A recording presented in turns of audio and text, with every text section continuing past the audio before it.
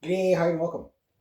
All right, so hopefully my channel's still rare. I don't know if they'll take that my channel. I think right now, uh, my channel's in a sea of like there's so much noise in the water right now that I can cover a little bit, but doing the World War III updates could take my channel if they didn't take it out last night. That's what they did before, right? So I don't know if you guys would have watched a World War III update that long. But we'll see how it goes. I won't do them regularly, but I will do them. So I'm gonna do this week in World Crazy just because there's so much I have to add from yesterday. Uh, but just so you know, I haven't seen Marvin in about week and a half, so hopefully he's okay. But however, down at the store, I dropped off the rat trap down at the store, and there's a squirrel down there making a ruckus and keeps shutting off the store alarm. So it's like I gave it to the trap to my cousin yesterday. I say, here, yeah, tell your mom I dropped this off. He said, yeah, well, we had one, but they didn't realize they had one, and they said it. So I said, well, I'll set this one too. And then I'm hoping it's just not Marvin at his vacation house, but he said, yeah, he's going after the oranges, all the feed bags. He's got them all holes chewed in them. Little bugger. He's in a store, eh? Like, I mean, he's in the candy. He's going to be everywhere, I'm sure. Well, maybe he's not at the candy, but he's in the back room in the store anyway, so who knows what he's going to get into, right? But because he runs around in there, it sets off the burglar alarm. Technically, he is a burglar, so that he's still at large. But no, I haven't seen Marvin in a week and a half. I haven't seen him basically ever since I saw that big Rover cat there that we call him. My nephew and I call him Rover. It's a cat named Rover. Yeah. So hopefully, you know, if he got eaten, I'm sure that cat would be like, "Hey, this guy tastes like peanut butter. Holy Jesus, you're good." Yeah, yeah. Poor Marvin. Yeah. So it's -20 again. It was really warm 2 days ago. Uh, got paid yesterday. It's day 3 of the war, so yeah, it's not looking. It's not looking good. Like right now, they're saying it's only like 3 dead and 5 or 7 wounded, and I'm like, but on the other side, they're saying no, we killed about 500 Americans. So it's like, God knows how many civilians have gotten killed, in the crossfire here. When you see those drones coming in, man, when they hit like that, it's like, you know what I mean? Yeah. So the footage, like I say, you always give it a week, and then about a week later, you get a lot of footage. Um, there's a lot of Americans that are in the surrounding, the surrounding motels and stuff like that around the bases, right? The Iranians know this, so they're like, yeah, okay. They think we're not like they're not just targeting the bases; they're targeting the fighting force, right? Like you can destroy buildings, but the buildings don't, like those bases, those bases, they're never going to be able to take those bases back up again. That'll be a red line for the Iranians. Like, no, no. They hit as far as Cyprus. Guys, this is what I'm talking about. Okay, let's find Iran here. Iran. Okay. So they're hitting all around here, right? Starmer comes out and says the UK is going to help support the United States. Cyprus. Okay. I'll give you the distance here. Like, that is impressive. So again, when I do the circle, you're gonna freak out here. Now that's if it was the Iranians. Okay, so where's the 1,000 miles? Let's see, the very edge of Iran, a little over 1,000 miles. So they've shot about 1,000 miles from Iran, right? So they probably shot from here. So they shot over Syria and everything like that. About 1,000 miles. They've now hit 27 countries, or 27 bases, and I don't know how many countries, 15, 18 countries, whatever it is. But they've hit 27 bases. Yeah, so Cyprus, right there. I mean, about 1,000 miles almost. That is, yeah. And they have missiles that range further than that. So this idea that 5 people are dead. There was an attack on the aircraft carrier. The Iranians said they hit it. The Americans said no, they didn't. It was the Abraham Lincoln. Uh, I think what they did was fire some cheap rockets. The Americans said that the rockets didn't come even anywhere close to the to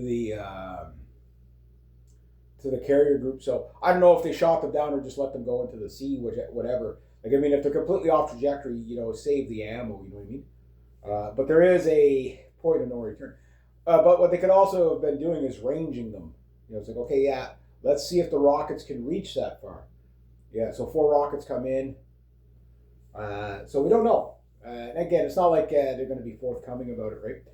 Embassies are attacked all over the Middle East, all the American embassies. I think, I forget where it was, but anyway, about 10 people got shot. So again, like the asymmetrical warfare is going to be like that. Like when they start activating like the terror cells, like think of all these, you got about 50,000 troops all throughout the Middle East. If they start putting hit groups out there, some guy shows up on a motorbike with an RPG, starts firing it into the motels where they, like a little bit of surveillance. They got a guy across the street with a binocular. Okay, room 12, room 117, room 88, room 55. Hit him. there's 12 guys in there. Hit him. You're going to start seeing that. So, like the U.S. soldiers, they're off the base. They're completely unprotected, right? I'm sure like they've got like a couple of armed guards out or whatever. But like unless every soldier has a weapon on them, and even at that, they encircle a building and start pummeling the shit out of it. You know what I mean? This could get really, really bad, really bloody, really quick. If 500 people died on the first night, that will be the largest or the first 2 nights. That'll be, even if it's the first 2 nights, that'll be the largest casualties the United States has taken probably since Vietnam in a single night. That's a lot. That is a lot. That is a career ender for sure. Like it's like you really fucked up. But the thing is that what the Iranians are saying is, yeah, we'll come back to the table on our terms. So at this point, there's no more negotiations. Like the Iranians will never negotiate. You can't trust the Americans at this point, right? So. Greenland's out there going, yeah, no, we're not going to put the United States as a hostile country. Like everybody's seeing it, and they're just like, no, like this. It's an illegal war. They're all illegal wars. And of course, the first argument, well, what about when the Obama? Yes, you're right. You were 100% correct. It was bad when Obama did it, so that does not make it okay and acceptable. Well, Trump should be allowed to do it. No. It was bad when George Bush did it. Like, yes, I agree with you. Every single one of these administrations, their entire administrations need to be basically held accountable for crimes against humanity and all these illegal wars on behalf of Israel. Well, they should be basically, they should be hung. Everybody's asking for the same thing. We need to bring back the death penalty and hang all these fucking corrupt people. The sooner you do it, the safer we'll be. I'm not saying it wouldn't create a power vacuum of some other crazy faction. But this is what happens when you allow dual citizens to serve in your government at top levels. Like Israel controls the United States. There's no doubt about it. That's and the ones that are not dual citizens Israelis, they're Zionist evangelicals like Lindsey Graham, right? And he's a wannabe Israeli. He loves getting boards from Israel. Like I don't know how that guy keeps getting elected. Like, who elects this fucking maniac? You know what I mean? And again, it's all of them. It doesn't matter if they're Democrats or the Republicans. They all do whatever, go to war for Israel whenever whenever they're asked to or told to. They're not asked to. They're told to. All the Q people, hopefully this is enough to snap all the Q people out of the fucking ether of. But what's really going on is there's arrests coming. Yeah, yeah. I told you guys way back in the his second year of his first term that Q thing was just bullshit. You track it long enough, you figure out what it's about, and it's okay. There's a lot of grifters. Oh, I have an inside source, everybody's like, oh yeah, well, the mainstream media is always saying they got an inside source. I don't trust them. But some anonymous guy on the internet says I have an inside source. I'm going to trust him. My grandfather, who used to sit in a chair right about here, smoking his pipe, used to always say, believe nothing of what you hear and only half of what you see. And even at that, be skeptical. He was great. He was God rest him. He was 100% right. I miss my grandfather, sure. But he wasn't wrong. I mean, that man went through a war, so I'm pretty sure he figured out it was bullshit later on, But they never talk about stuff like that because, too painful, right? The Strait of Hormuz is de facto closed. There was a couple of ships blown up that tried to run. Now, I don't know what's going on there because it was like either they tried to run the gauntlet and the Iranians pounded the shit out of them, and I think they hit like 4 or 5 tankers.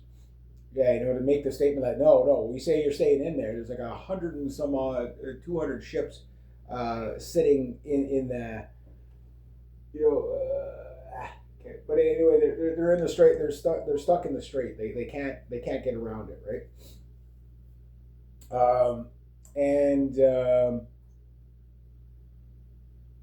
They're basically affect. I don't know what the stock market's going to do today, but it's going to there's going to be ripples. They are going to allow like certain freighters through, like for this. Like if people say, well, if they mine the strait, well then the mining of the strait is when the warships come up. Like they're not going to mine it before that because they don't need to. Because how quickly they can deploy mines. You get one little ship out there.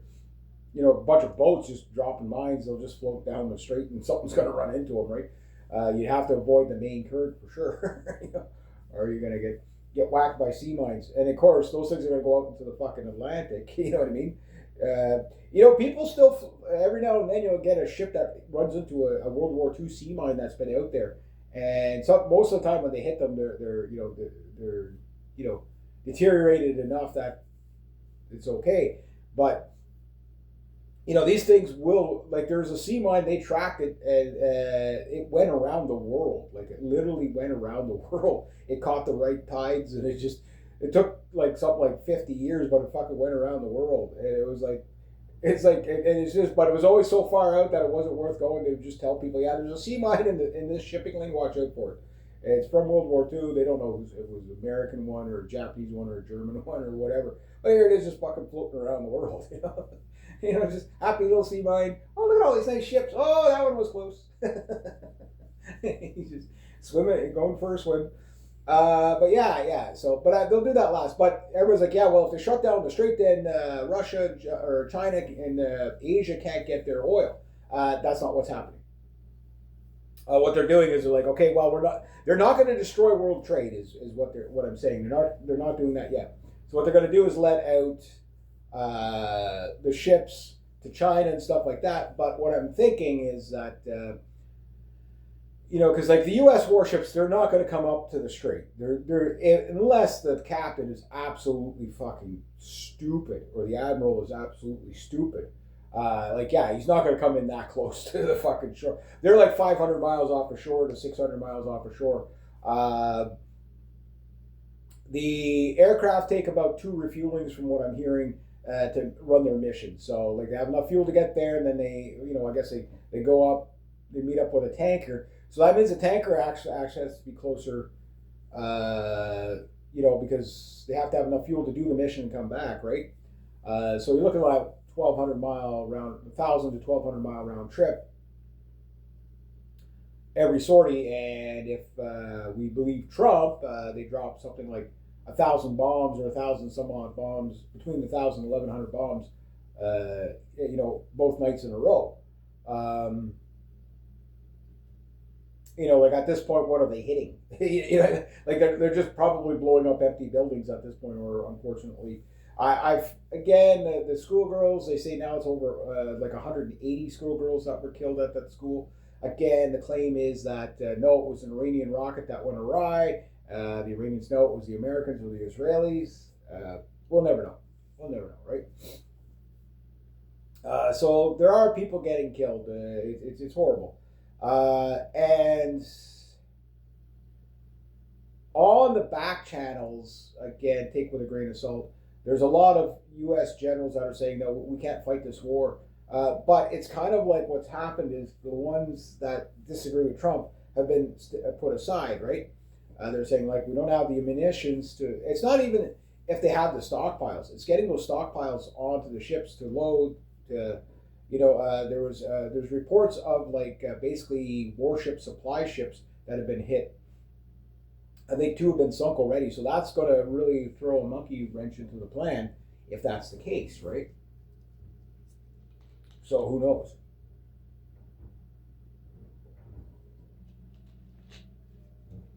Oh, that must be my cousin Cody.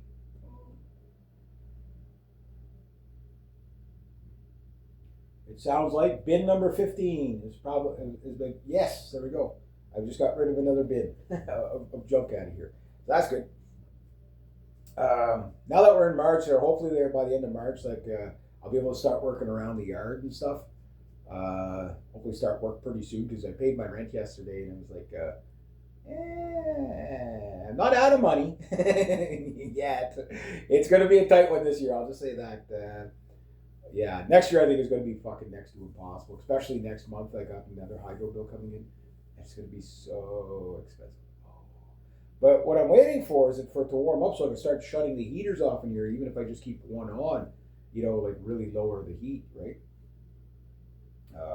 But is what it is. I'm not going to bother trying to water until like I get like a week of like warm, because there's no point. What my dad suggested that I just pull the hose off let the warm air kind of get into it. I'm like, yeah, I'll wait till there's like a warm week and I'll do that. So for now, I gotta tote the water down here to drink, and then whatever, and then take my showers at home, whatever. Slight inconvenience, but yeah, next year I want to put a heater coil around the. But my hunch is that it's actually frozen in the well. I'm gonna pull that out open next year and just have a look. See if just have a good look to see. Okay, because I know there's no like insulation or anything keeping it warm in there. I know some people will put like an extension cord in a little electric heater. And you just plug it in and whatever. Just to keep everything from freezing, but I think it's frozen at the elbow or something like that. So the other thing is I'm actually out of water, which I don't think so that well. I don't think it's ever ran dry, but you never know, right? Anyway, anywho, yeah. So other details again.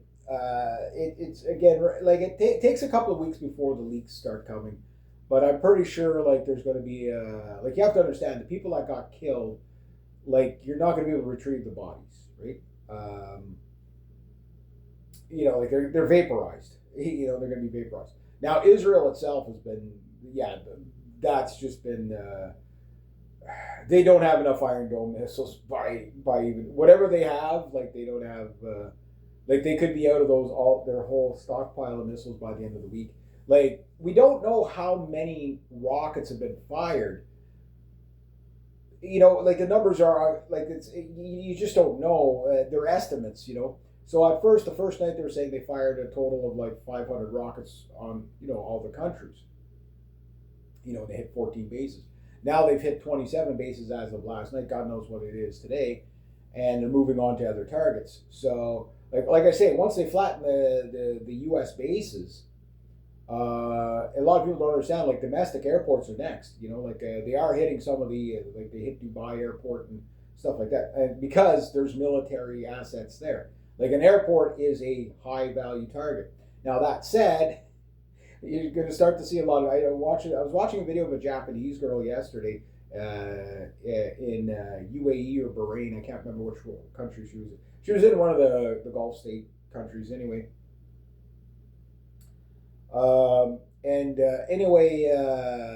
She was like, she wanted to go home to Japan, and she ignored the first warning because she really didn't think it was going to kick off.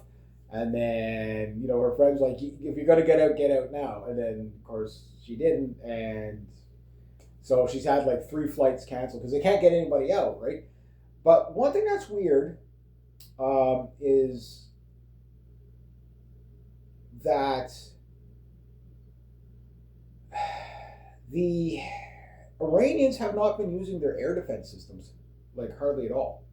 I think, and I don't think the Americans destroyed all the air defense systems because most of these things are mobile. They've gotten a few mobile launchers, sure, but I haven't heard of any air defense systems being used, and which is weird. So I guess like I say, they're doing the red meat tactics. Let the Americans get real comfortable with flying over the country or something like that, and then whack them. Like shoot down like 100 aircraft in one night or something like that.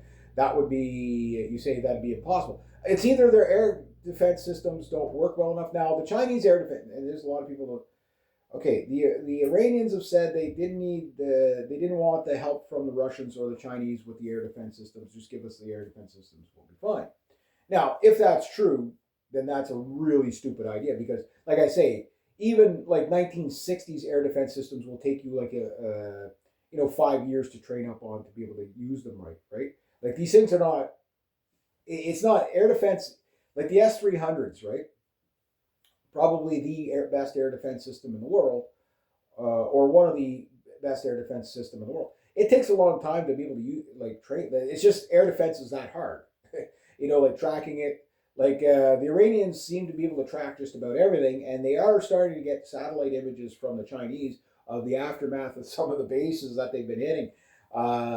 Yeah, no wonder like, look, when Trump killed Soleimani, it was a wake up call to the Americans when the Iranians fired those 22 rockets, 11 rockets on divided between 2 bases, and they hit just about everything they wanted to hit. Like they're hitting the buildings, um, like they're probably accurate within 30 feet to 50 feet with these rockets. Like that's close enough. It's not pinpoint accuracy, but that's what you call pinpoint accuracy. Like they are that ranged in.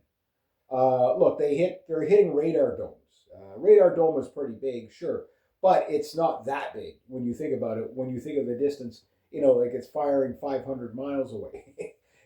Now according to some sources, the speculation, and it is speculation, of the Iranian anti-shipping missiles. Their advanced ones have between 1,000 and 3,000 mile range. So in other words, there is a plethora of anti-shipping missiles that can hit the carrier groups.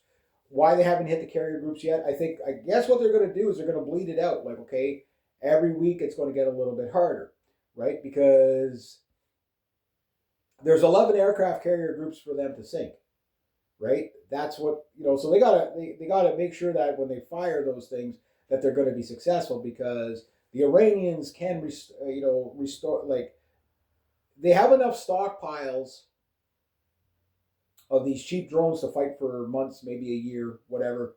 The United States will not be able to handle those kind of losses. If you get even just 3 losses a day, let's say it's as low as 3 losses a day, that's 1,000 people a year. I don't know if the American people would, necessarily lose sleep over 1,000 people a year. You lost, what was it, 5,000-6,000 people in Iraq, Afghanistan combined, over 19 years, something like that.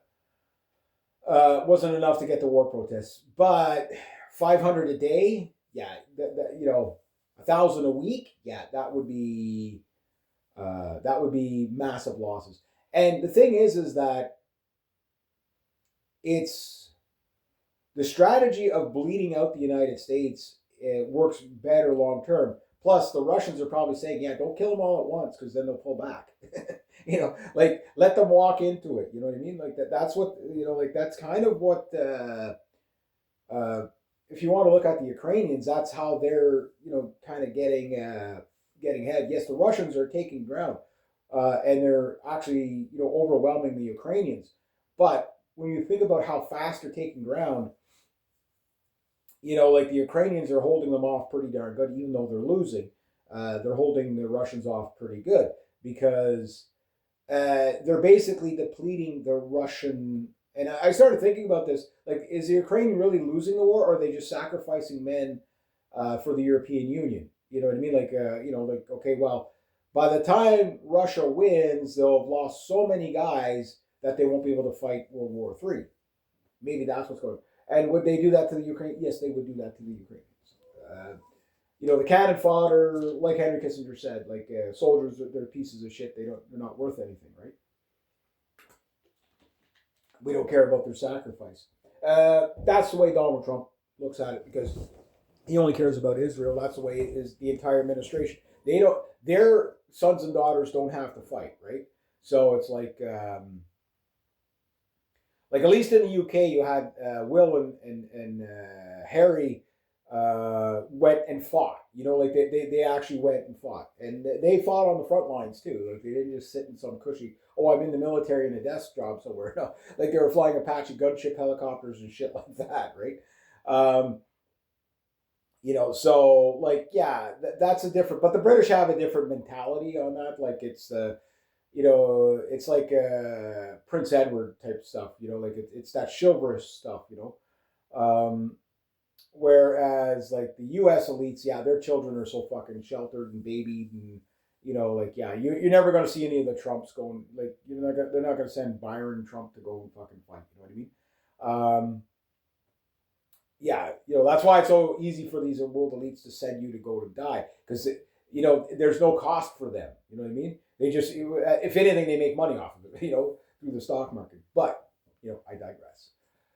Yeah, so we don't know how many drones they have, but they did make, like even if it wasn't successful, they did fire at. They did show that the aircraft carriers are within range of their capabilities to hit. I wouldn't doubt if they just like, okay, they do that, they wait a couple of days and then they fire something, range it out a bit more. Just because they got to see what the response is going to be. Okay, are they going to fire 2 missiles per rocket? Okay, then there's 28 ships.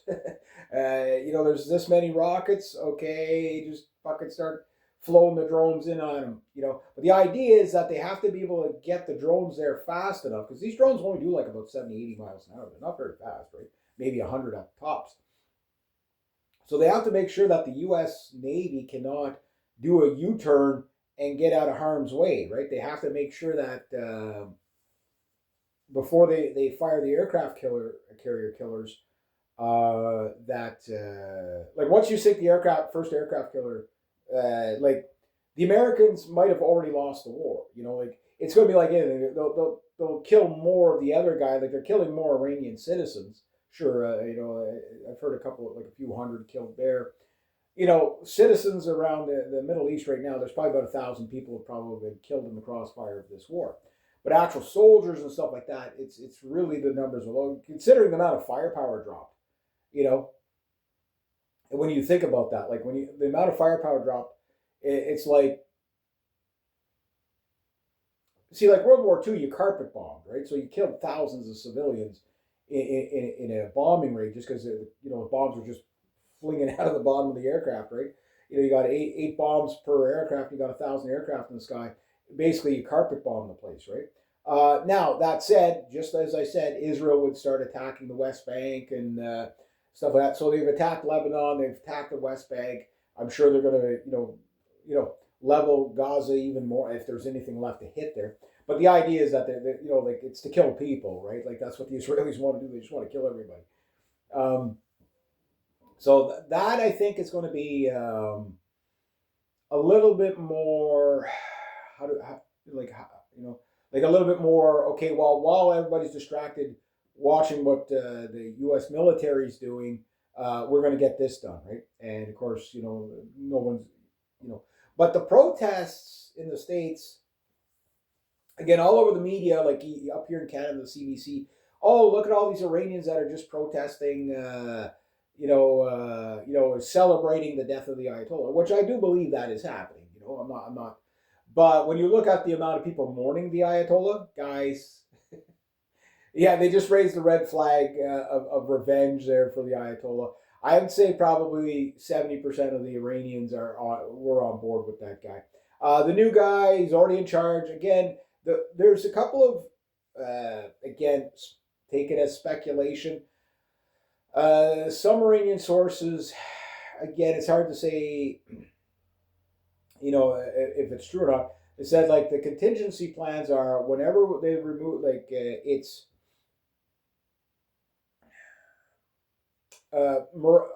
Professor Morandi, okay, who's an Iranian.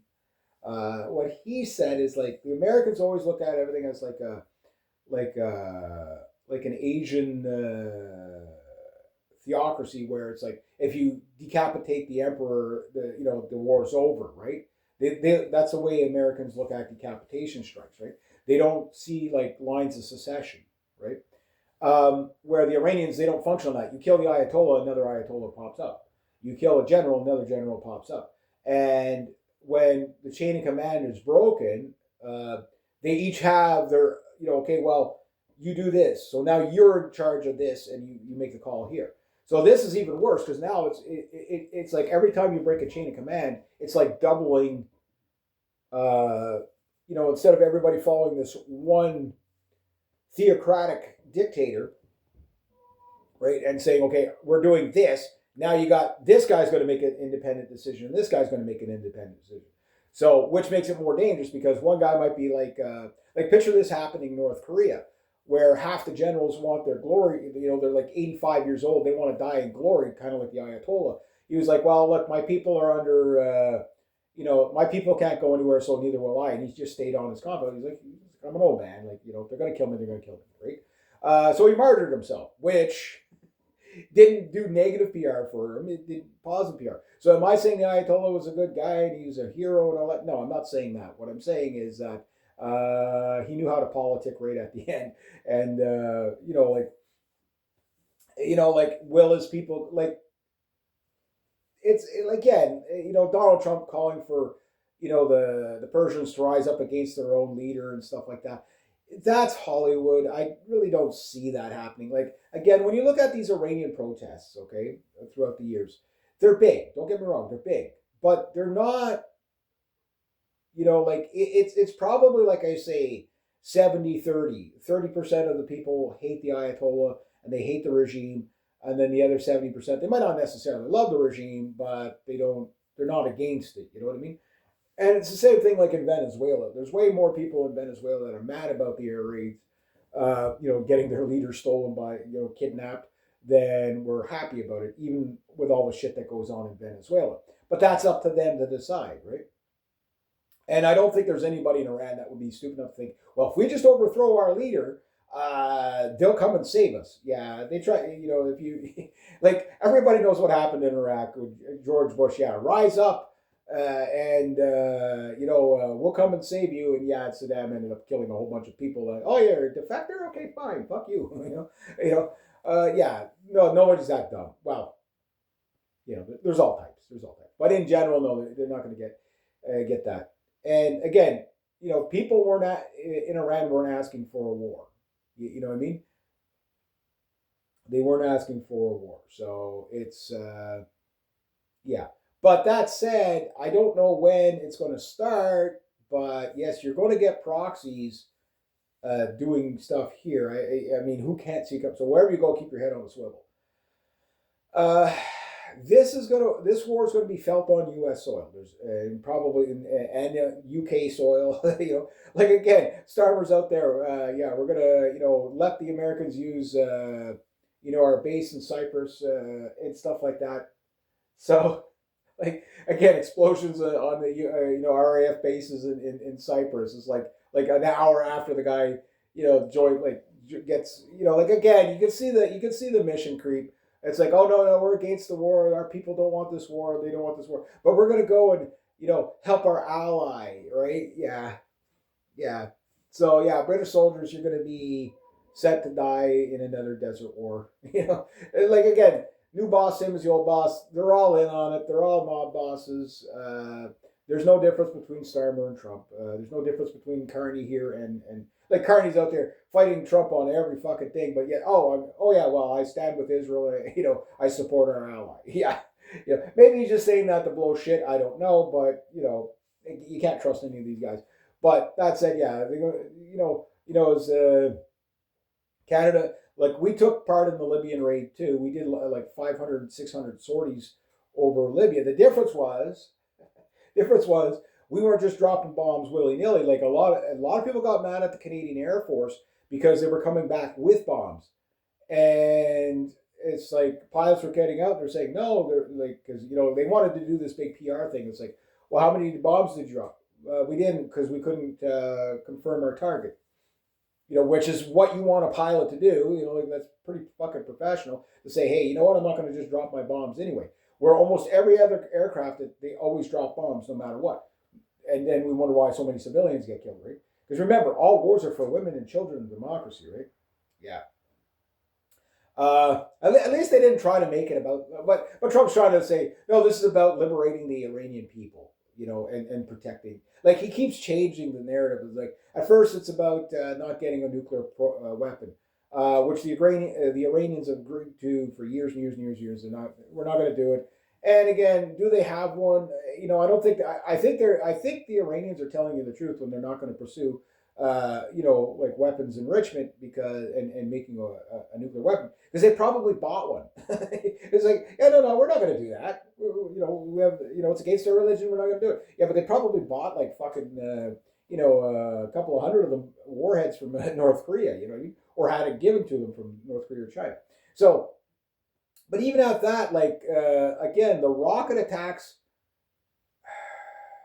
are a superior method of warfare than aircraft carriers.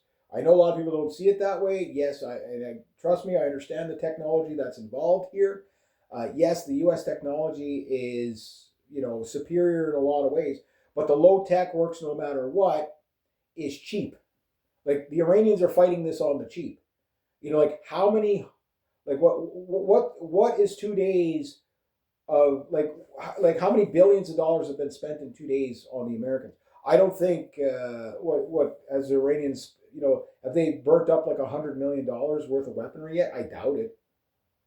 Maybe like you know what I mean, like where it's like you're looking at billions of dollars a day. Like the carrier group just to puddle around in the ocean is $9 million a day for a carrier group, something like that or more. Just the fuel cost. You know what I mean? Like, okay, I know there's nuclear power and stuff, but just to run, like to run the ships for a day, like that's fucking astronomical. The average JDAM, okay, God knows what they're at now, but they used to be about $25,000 a piece. An ATACMS is a $3 or $4 million missile. Like again, the cruise missiles, they're hundreds of thousands of dollars to millions of dollars, $3-4 million a piece. The what you call it, the PAC-3 missiles in the Patriot systems, they're $3-4 million a piece. Like 10 million bucks in a few seconds. You know what I mean? It's ridiculous. Yeah, it's ridiculous. Now, mind you, it's a good way to burn up inflation. I get that. War is a racket, right? Like you print money and then you go blow it up, right? You print money and you go blow it up. This is why Max Kaiser said the U.S. economy is a death and debt-based economy. He was 100% right. You take our petrodollar or we drop democracy JDAMs on you. And that's exactly what's going on here. Why? Because there's no Rothschild Bank in Iran. I think there's like Iran and North Korea. There's the only two places with no Rothschild Bank. You know what I mean? Like it's fucking crazy. And oh, they can't have that. We have to go fucking blow them up. Look, the Iranian thing. Okay, most people around the world seem to understand that this is another illegal war. But the thing is if they hold Trump to account, which they should, like the man should be charged with crimes against humanity, sure. But we need to go back to the Obama administration, the Clinton administrations, like the Bush administrations. All these administrations, like almost every one of them is a warmonger. They're all guilty of, extreme evil. and they should be held to account. And many of them need to be, face, crimes against humanity charges, and executed properly. You know what I mean? Like, give them their day in court, but this needs to happen, because the longer we wait, look, the longer we're under Israeli occupation, if you want to call it that, and following everything they want to do, the more dangerous humanity is going to be in. Like, these people got us at war with the Russians. They got us at war with the Venezuelans, the Iranians. They got us at war with everybody, right? China, you name it, right? And the thing is that the one good thing is that the Overton window has moved a lot, where most people understand this is a war for Israel. They're not protecting democracy in the Middle East for America. You know what I mean? Like, this is not to keep America safe. Trump's bullshit thing about, okay, well, 47 years ago, the Iranians did this, so now we're getting even. You know what I mean? There's no, they don't have proper, the Iranians weren't attacking the United States. Oh, yeah, but the proxy groups. Again, how many times do I have to go over this? How many proxy groups like ISIS, were funded, openly admitted, funded, Al Qaeda, ISIS, openly funded by the United States. You know what I mean? How do you think these people got all those American weapons? How do you think ISIS got all these American weapons? You know what I mean? Yeah. Anyway, I digress. But that said, we'll have to wait and see what happens. But what the death tolls are going to actually be. But the thing is you're going to hear it from people in the States fairly soon, where it's like, my brother, my husband, my sister, my daughter, my wife was killed overseas because of another illegal war, right? And once again, you're going to have veterans out there bitching, and they're going to be right, and nobody listened to them, right? And most importantly, not a single elite is going to be accountable for this. Look, they won't even go after them for the pedophile ring. You think they're going to go after them for a petty war? You know what I mean? Yeah. One good thing, though, is the Overton window for both the left and the right is joined up on at least two things. This illegal war, because again, under Obama, the left said nothing about, well, not all, in all fairness, not all. There was a lot of people that, under Obama were just like, okay, no. We you're supposed to be the peace president. You got the peace prize. You're supposed to be for peace, right? He started the Libyan war, just war after war after war, right? Because that's all. It doesn't matter if they're left wing or right wing. So the good news is people are understanding that it doesn't matter if it's in Democrats or neocon. They're all neocons. It doesn't matter if it's conservatives or liberals. They're all fucking neocons, right? All they care about is dying, killing people in the name of Israel. Whether it's Zionist evangelical doomers or these, Zionist left-wing people, they're all they care about is Israel, right? Americans can barely afford groceries, and they're going to start another war. And again, the effects of slowing down the strait, the longer those tankers are sitting there, a lot of that oil goes to Asia, right? Not just China, but other countries like Japan and Malaysia or whatever. One thing is, I do think Canada is about to get a boom in the oil industry. That's for sure. Because stable. That's the thing about conflict oil, right? Is it's unstable, right? And the other thing that's going to happen is world trade is going to be affected no matter what, even if this thing resolves itself in a week, which I don't think it's going to. Because now Trump is out there saying, at first it was going to be like, we're just going to hit them. They're going to cave in. Trump always thinks everybody's afraid of him. And it's like, no, Trump has pissed people off that they'll stand up to him no matter what, right? And Greenland stands up to you. You know what I mean? The Greenlanders are still bringing in military supplies, getting ready to fight the Americans, right? So up here in Canada, we're still Like we got fucking soldiers on patrol. A lot of people think it's just drills, but it's like, oh, now they're marching around in Calgary. Now they're marching around here. And oh yeah, that's called mobilization. It's under the radar. Why? Because they truly believe. And I look. The big question is who's the Americans going to attack next, right? Because this is going to go awry. It's going to go sideways. The Iranians are going to win this one, not the Americans. The Americans might kill more people, but they're going to lose the war. They probably already have lost. Why? Because it's just aircraft carriers are not sustainable. Like Iraq and Afghanistan, you were able to land bases there. Why? Because the Taliban didn't have aircraft.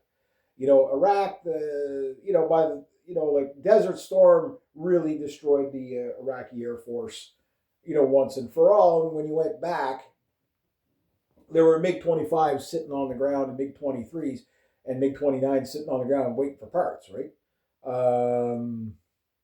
You know what I mean? Like there was no, the Iraqis, they had, like a lot of people don't realize, like Iran and Iraq, they fought each other a couple of times, right?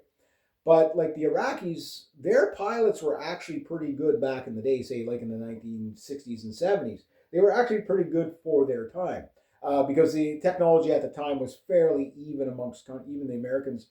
Like the F-4 Phantoms weren't that far ahead of a MiG-21 when you really think about it in hindsight, right? Which, strangely enough, the Iranians are putting out like F-4 Phantom propaganda that they're going to start striking U.S. bases with their old F-4 Phantoms. Like, it would be, trust me, it would be unexpected. That's for sure. Because you're gonna put you got all these F-35 pilots. Oh, I can't wait to shoot down an F-4 Phantom. I can't wait to shoot down an F-14. Like, fuck, I get to live the Top Gun movie. Only this time I get to. It's the other way. You know what I mean? I think the Iranian Air Force, like, it doesn't seem like the Americans have hit too many aircraft on the ground. So I think any good aircraft they have are sitting in like caves all over the place, right? So God knows where these things are. My hunch is that they took them north.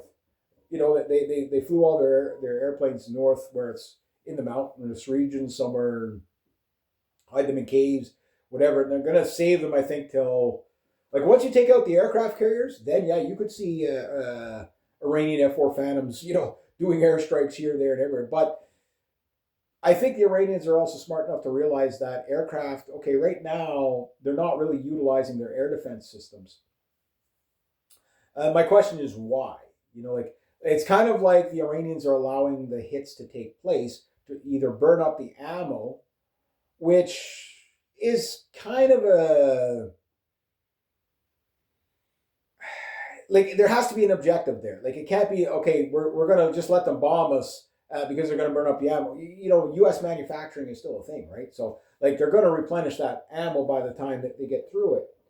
I think what they're trying to do is run the ammo low enough so when they make their offensive that they run out quick and they catch them on the reload, right? So you've got an aircraft carrier full of F-35s and Growlers and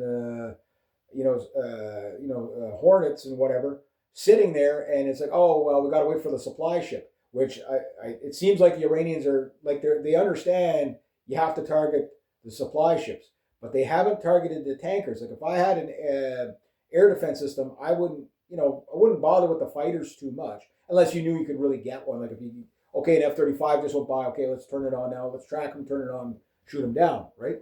Okay, yeah, do that. But it's like, okay, well, he's way outside. The odds of us shooting him down is like slim to none. Let's just not turn the machine on, right? But there's the tanker. Fire everything. I'd fire 10 missiles at one tanker. You know what I mean?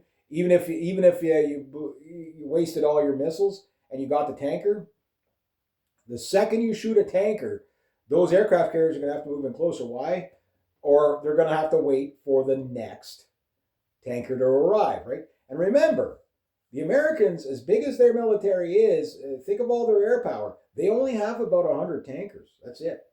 Maybe they have some more mothball, but they only have about 100 tankers, right? So every tanker you take out, like that cripples the United States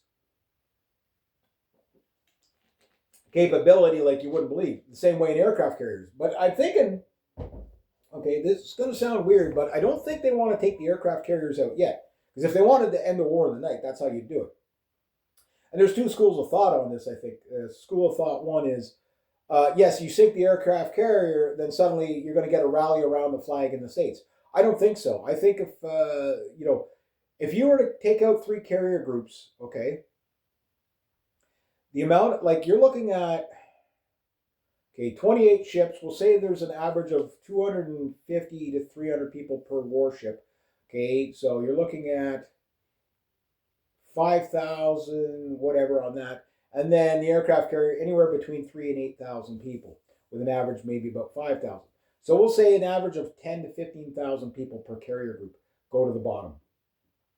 If that were to happen, and in 1 week you sunk three carrier groups with say a potential of between 30 and 45,000 people killed in 1 week, there would be a coup in the United States, guaranteed. They would kill everybody in the administration on both sides.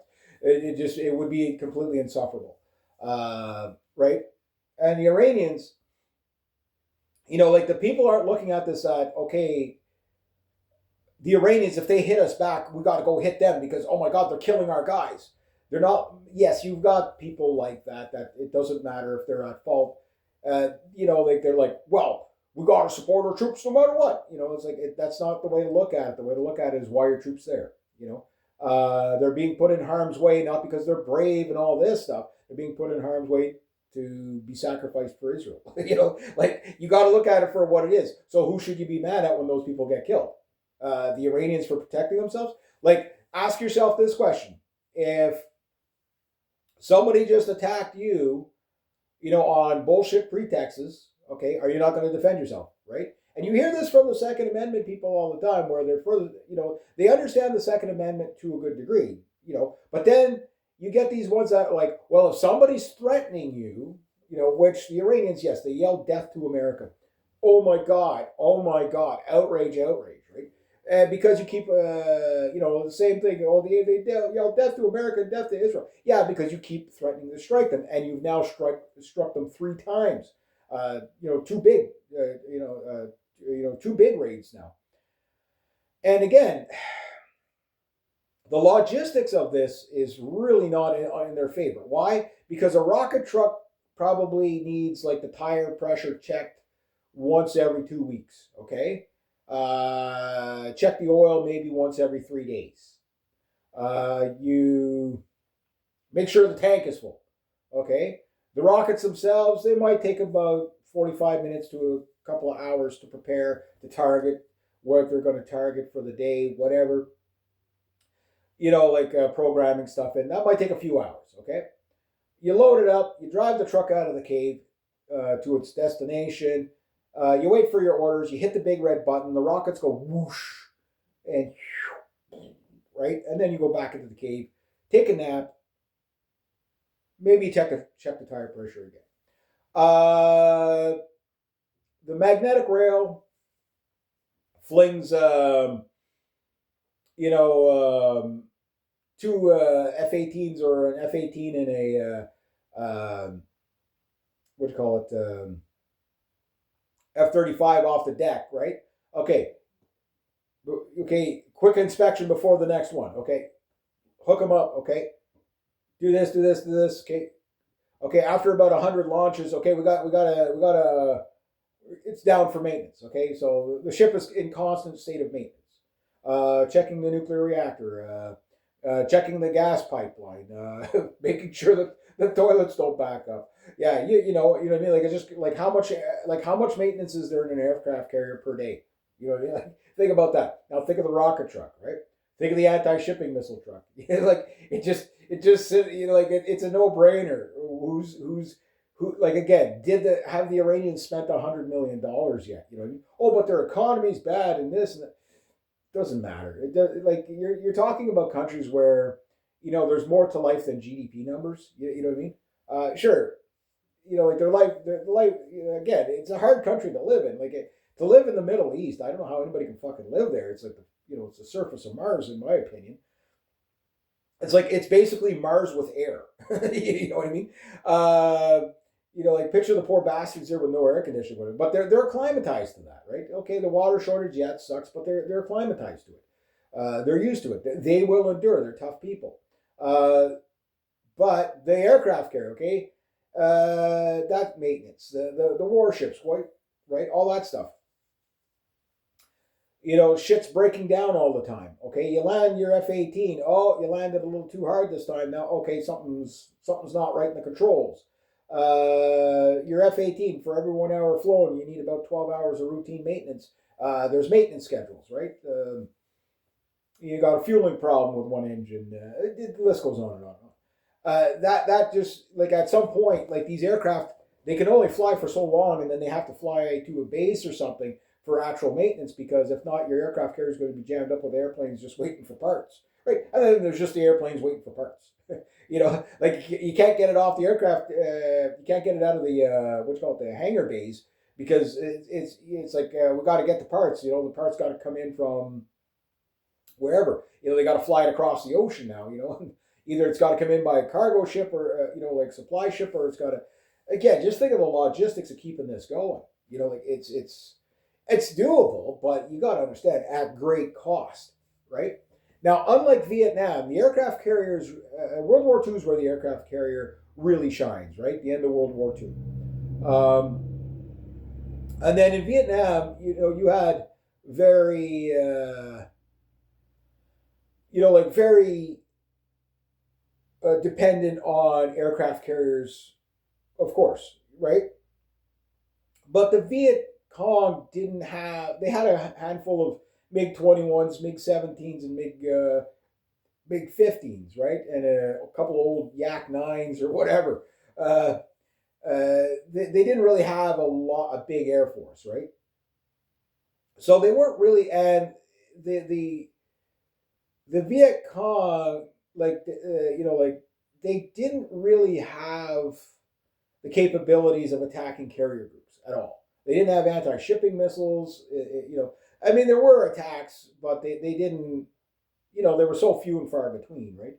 The biggest threat of the aircraft carriers in Vietnam was jets catching on fire on deck, like John McCain's, right? Where he did a flame out on the deck and ended up lighting the fucking ship on fire on, and on the forestall, I think it was called. Killed like 200 people. Yeah, the guy gets a medal for it. I hope he's burning in hell.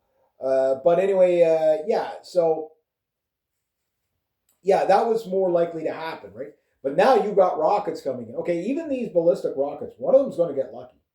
You fire just 4 a day. Within 100 days, something's getting hit.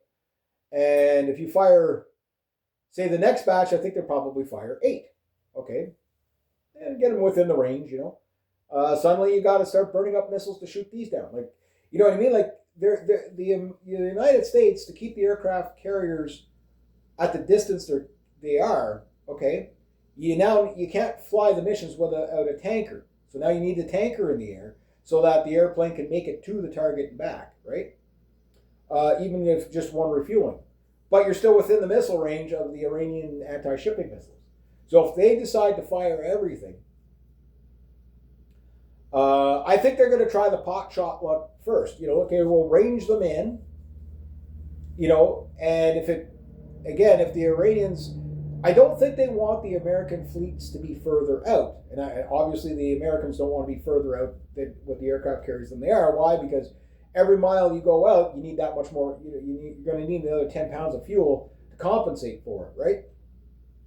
So 600 gallons is your average internal fuel for an F-18 or an F-16, something like that, 400, 600 gallons, whatever it is. That's a lot. That's a lot, right? And that gets you about 600 miles, right? Now, the mileage depends on the payload or everything like that. Now, you start putting drop tanks on, sure, no problem, but then you can't deliver your 2,000-pound JDAMs, or whatever it is. Or Storm Shadows, or whatever they're using, right? Because the high-tech weaponry is going to be burnt up first. Once you have to start flying JDAMs over the country, and using, like, I'm sure there's a lot of drone usage going on. There's quite a few drones have been shot down. Like, the Iranians are still using drones for surveillance and stuff like that. How close are they getting to the aircraft carriers? I don't know. I'm sure they're intercepted long before. But it's like anything. Send out the cheap stuff. Again, send out the cheap stuff.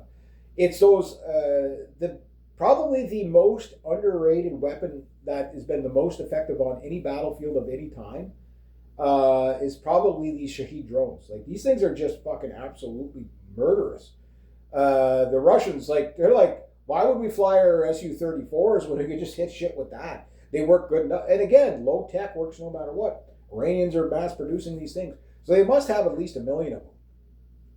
So you send 1,000, batches of 100 or 1,000 in waves, after these carrier groups. The Iranians today, tomorrow, whenever they decide, they can sink these carrier groups. Now, mind you, they might, again, it won't make sense to people in the West, but they might be saying, well, we're trying to avoid the mass loss of life. We don't want to actually kill all these sailors. We just want them to stop. So we'll level the bases. And if that doesn't stop them, then we'll hit the hotels. If that doesn't stop them, well, then we'll take it to the next level. So I think they're gonna, like for me, if I was a general, I'd say day one, scorched earth. Hit them real hard on the first day, and then just pace it out at 10 rockets per day on wherever you got it, but just hit everything, right? Just make it painful as fuck the first day. That's what I would do. But I guess they're also thinking of, but if we sink the aircraft carrier, they're going to send 5 more. You know what I mean? But if you have the firepower, you sink them all. Like aircraft carrier, we're about to find out that aircraft carriers are obsolete because they have to be like 2,000 miles away from, 3,000 miles away from the fucking target, right? Which makes them obsolete for the aircraft because now you're solely dependent on air tankers, right? You get it any closer, there's no way, even at full steam of like 40 knots, 50 knots, that you're going to outrun anti-shipping missiles. You know what I mean? You're not even like the U.S. aircraft carrier. Like those little Shahed drones, they'll overtake them. At 70 miles an hour, they'll overtake an aircraft carrier by about 4 miles per hour. But you can see it basically it's the Bismarck scenario over again, where you got a ferry swordfish cloth wing pipeline with one torpedo coming along and they're shooting at it, and it's so slow they can't hit it because they're shooting in front of it. Drops, takes out the rudder on the Bismarck, okay, like a little mosquito, he buzzes back to his aircraft carrier. They come back again, and it was one torpedo. It came down to one cloth wing biplane and a torpedo that basically started the beginning of the end of the Bismarck. Well, these little Shahed drones, when they come in, if they start hitting the radar arrays, which the rockets, the hypersonic rockets, a lot of people don't understand that those are meant for hitting stationary targets. They're not, they're going on GPS coordinates or something like that, or however they range them. I don't know how, there are multiple ways they could be ranging these things. I'm sure the Chinese and the Russians are helping them with target data, helping them, okay, yeah, here, hit this. This is a good target for you to hit. Whatever. Level all the American bases. Once those bases are leveled, that's it. Those bases are never going to be rebuilt again. They're not going to be allowed. That's going to be the new Iranian, that's going to be just no U.S. bases for 1,000 miles.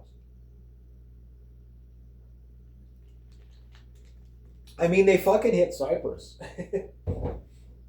You know what I mean? Like when you think about that, that is just unbelievable. Like these little Shahed drones, they fly. They're a one way. They don't have to worry about bringing them back, so they'll fly them into whatever.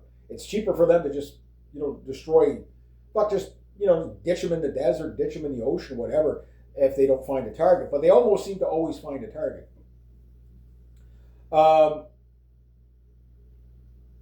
You take out a radar array on a warship. Now that warship has a blind spot, right? And I think that's that's how they would use the swarms. Now, mind you, you can send 100. Just send 100. Of these things, coming in from all directions. Maybe 2 out of 100 drones make it to the carrier group. But the thing is it's to bring them in waves so that when they turn to run, say, okay, yeah, we're going to be overwhelmed. We got to get the ship out of harm's way. That they're fighting in a retreat, okay, which would make them vulnerable. And then the next thing is burn up the ammo. So you burn up all the phalanxes or whatever. They probably use those before they would use the missiles, right? I mean, don't get me wrong. The Americans have a lot of firepower on it. Like if you got a Tongaroga class double ender there, where you got a naval deck gun and a phalanx on each end, that's a lot of firepower to bring to bear. But against 1,000 drones, some of these drones are going to come in, and again, if they can blind the warships, then they can send the anti-shipping missiles. There'll be nothing to stop them, Or you just send 1,000 anti-shipping missiles in one shot. 14 to 28 vessels, yeah, no chance in hell. But it's a very expensive, gamble too, because if they say, okay, well, these things only have 1,000-mile range and or 500 mile range, and the warships are 500 miles out. They're gonna just, okay, we'll just go over here and we'll just watch them splash into the ocean. They don't have the range, right? And they probably don't have a lot of long range. So the long range, carrier killers, maybe they only have 50 of them or something like that. So you got to make them count, right? So you have to make sure that the warships are in a range that you can harass them with rockets and whatever. And if you can do that, because you got to understand, there's Yemen on the other side too. The Yemenis, I think they could probably do a lot more damage, because we don't know exactly how they're using these aircraft carriers. Like are they just staging all the attacks from one aircraft carrier and then using the other ones as backup for maintenance and stuff like that? We don't know, right? They could be doing strikes from each aircraft carrier. But like the ones that are stationed off of Yemen to hit Iran, that is very fucking far. That's 1,000 miles, right? So who knows? That said, you remember there's torpedoes too, right? It's like who knows what's going to happen. But my question is like, why haven't they really used the air defense systems? Like, what are they waiting for? And it'd be like, well, because they can't. We're so superior that we've taken out every air defense. No, the only air defense systems that they've been taken out are like the old stuff, like the old, like we're talking like old antennas, like 1960s stuff, 1970s stuff. That's the only thing I've seen destroyed. Like the helicopters and the aircraft in the air. Like I'm hearing of some of their versions of F5s and MiG 29s and stuff like that getting destroyed on the ground and stuff like, and like the old F4 Phantoms and the the F14s. Yeah, those things like the F14s, they haven't really been flying those for like decades. They got no parts for them, right? So it doesn't. I doubt there's any of them that are. They might have a couple of them flying, but I think they know those are obsolete. The F4 Phantom. Yeah, everybody loves Top Gun. No, spoiler alert. No, there's no chance in hell an F-14 could take out a fucking Su-57. It's just not going to happen. But it was a great footage though. Great movie though. Love the Top Gun stuff. Like Iron Eagle stuff. With the World War II. Yeah. Iron Eagle Aces with Louis Gossett Jr. there. Is it Louis Gossett Jr.? Yeah. Anyway, I love that movie. It was one of my favorite movies. It's like the ultimate jet versus prop. Yeah. That was a fun movie. But it was a movie. You know what I mean? It was a movie. I don't know. I don't know. I'm thinking that the Iranians what they're saying is that they're going to pace this out. Right? They're going to make it painful. Like again, you start killing 3 people a day. That's 1,000 people a year. Hardly again. There's 300 recruits a week. You know what I mean. It's not Vietnam. It's not Vietnam level terror. It's definitely not World War I and World War II terror. What the Iranians have to do, and it is god awful to think of, but if they really want to get a revolt in the United States, you have to have World War I level death tolls, trench warfare. You know what I mean? So again, you sink 3 carrier groups. By the time the next batch of carrier groups come in, you'll have the next batch of, because it takes a week or so for these things to steam around, right? And again, this would be, and again, it's in the Chinese and Russians' best interest to help the Iranians here, because think about it. The weird thing that has been happening with Yemen is Yemen has been a proxy of Iran. Everybody knows that. And they, again, the Iranians, they're like, well, we help them out with weaponry and technology, but their decisions, what they do is their own. And that's kind of what the Iranians do. They don't really give you the plan. They did the same thing in Syria with the Syrians. They helped train up Syrians and stuff like that, but they don't actually get involved in the actual fighting. That's not how they do it, right? So it's more like a cooperative. Think of it like a Middle Eastern NATO kind of thing, sort of, right? But without Article 5, where they say, okay, well, if they're attacking you, we're going to jump in and save you. Hezbollah and Hamas, they're going to have to jump in because the Israelis are already taken advantage of the distraction and bombing them, right? So it's like they're in it whether they want to be or not. So so that's going to have, major front for Israel that they're going to have to contend with. Now, the thing about the Israelis is, like, the Israelis have, they've got the worst PR right now. Like carpet bombing, basically carpet bombing Gaza and killing 70,000 people. Their own admission. So before you yell anti-Semite or whatever, their own admission, right? It's just around the world, Jews are hated big time. We're in the 110th expulsion of the Jews. There's no doubt about that. I've been telling you this was going to happen. And again, you reap what you sow. They've done it. They're their own worst enemy. They blame everybody else for everything, and we're perpetual victims of it. But then they're constantly attacking, as they say, lash out in pain as they strike you, right? And like, oh no, well, we bombed these people because they were terrorists. Poor us. Geez, yeah, we got the United States to fight another war with Iran on our behalf. Poor us. We're under threat. It's like, yeah, we just bombed them, and they're now yelling death to Israel. Well, gee, I wonder why. Like, just can't fucking figure it out.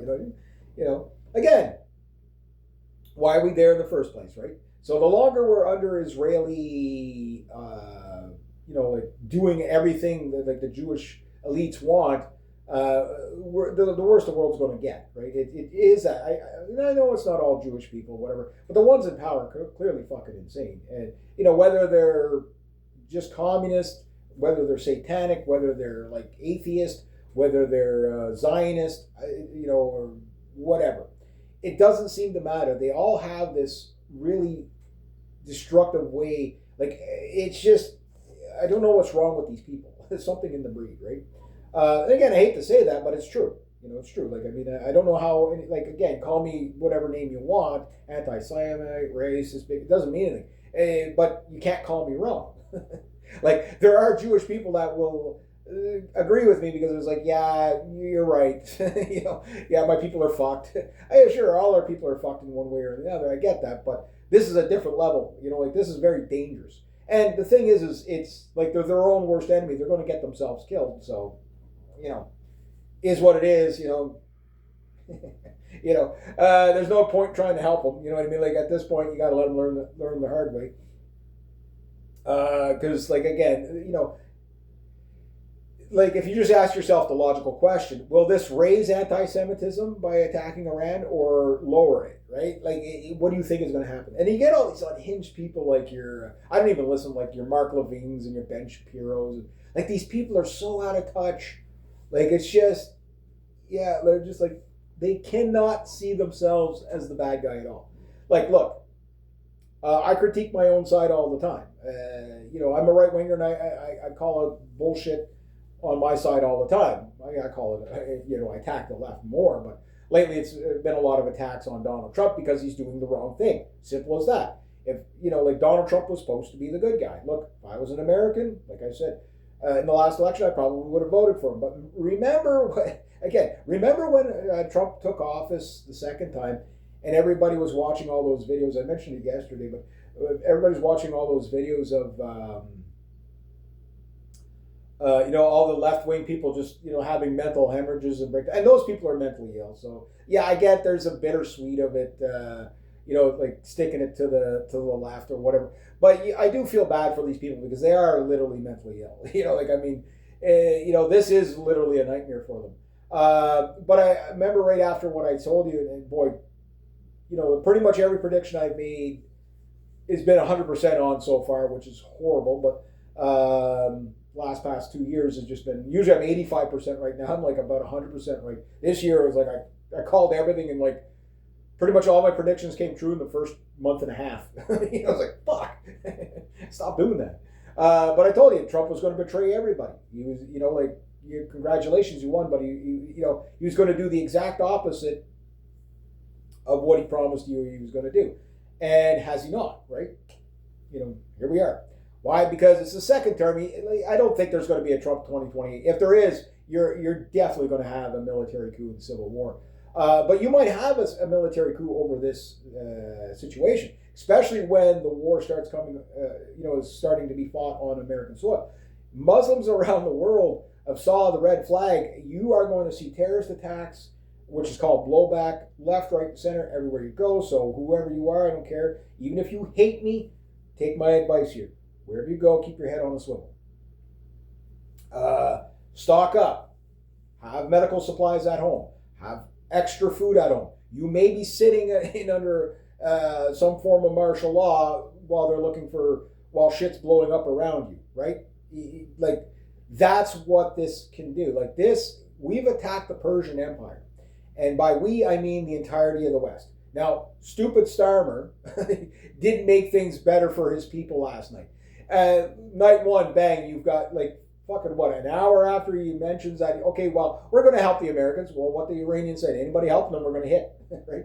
So showing support for the, solidarity for Donald Trump, standing with Israel, again, just invite the tax, right?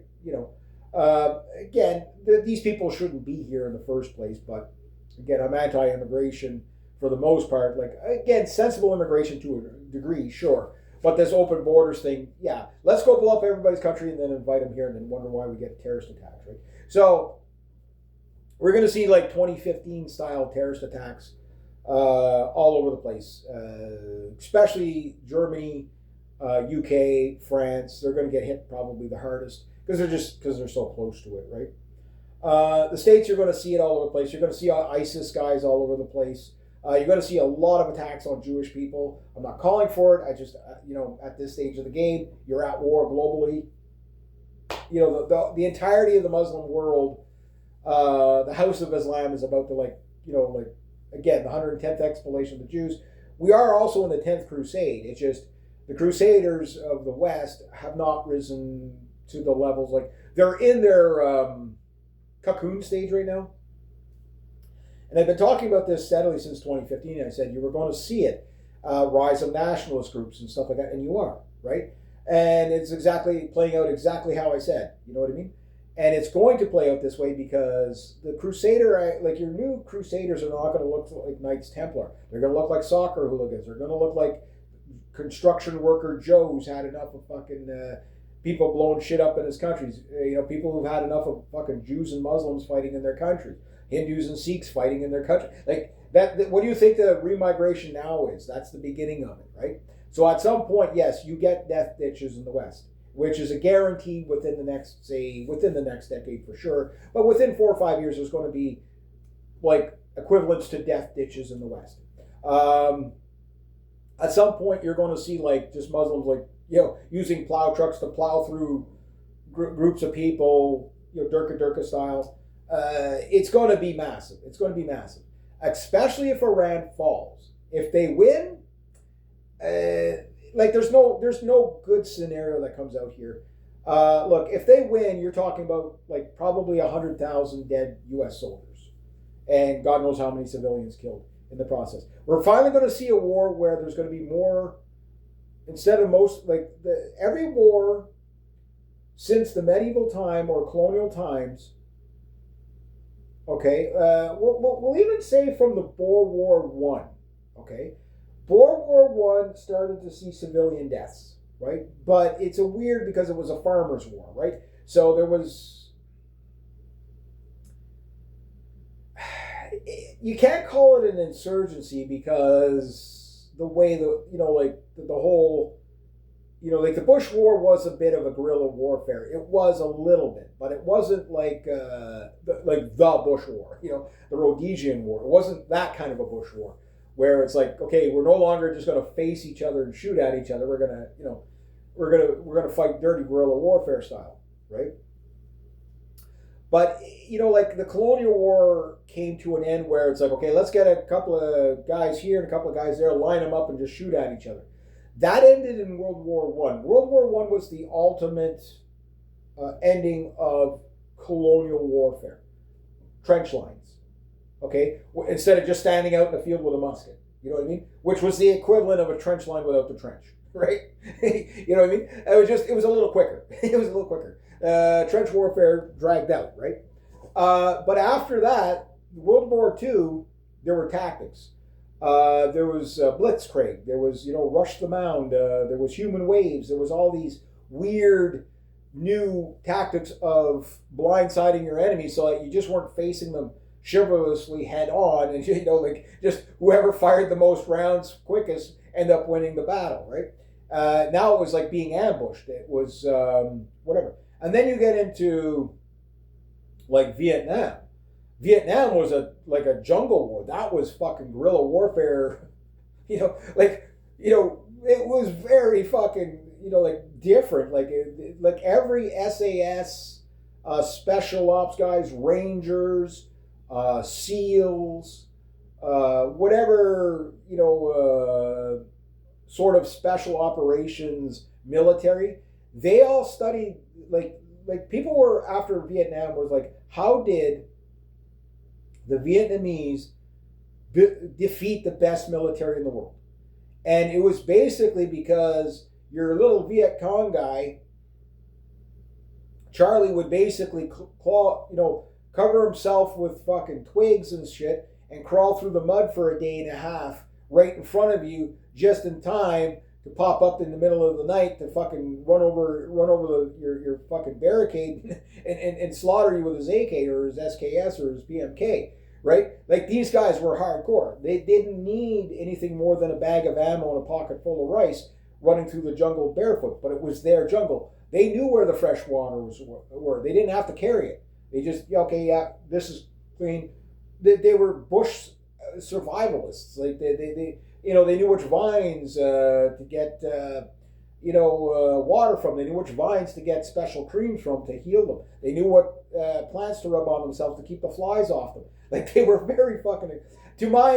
Still to this day, I say the Viet Cong were the best soldiers in the modern era that ever existed. Yes, they lost about 1 million men, but they still won the war. These guys fucking popped out of the ground. You know what I mean? They were hardcore. And every special operations group trains those things. The only thing that the Viet Cong couldn't do is probably function in the Arctic, because bare feet wouldn't last long, in the Arctic. But Canadians can, the Finnish can, the Dane, like all the Danish groups can, you know what I mean? The Kingdom of Denmark, whatever, like our Arctic warfare drills have been constant since the Trump threats, right? Because they're taking it seriously. Like Trump is a rogue. The United States is a rogue nation right now. They're just, who are we going to go to war? I'm going to get the job done. Like there's no congressional. None of the wars have ever been congressional. So my only thing is if they hold Trump to account, then you have to hold Clinton to account, Bush to account, Obama to account, and the entire administration. It's like all these people are pure fucking evil. Lindsey Graham, you name it. Your John Boltons, you name it.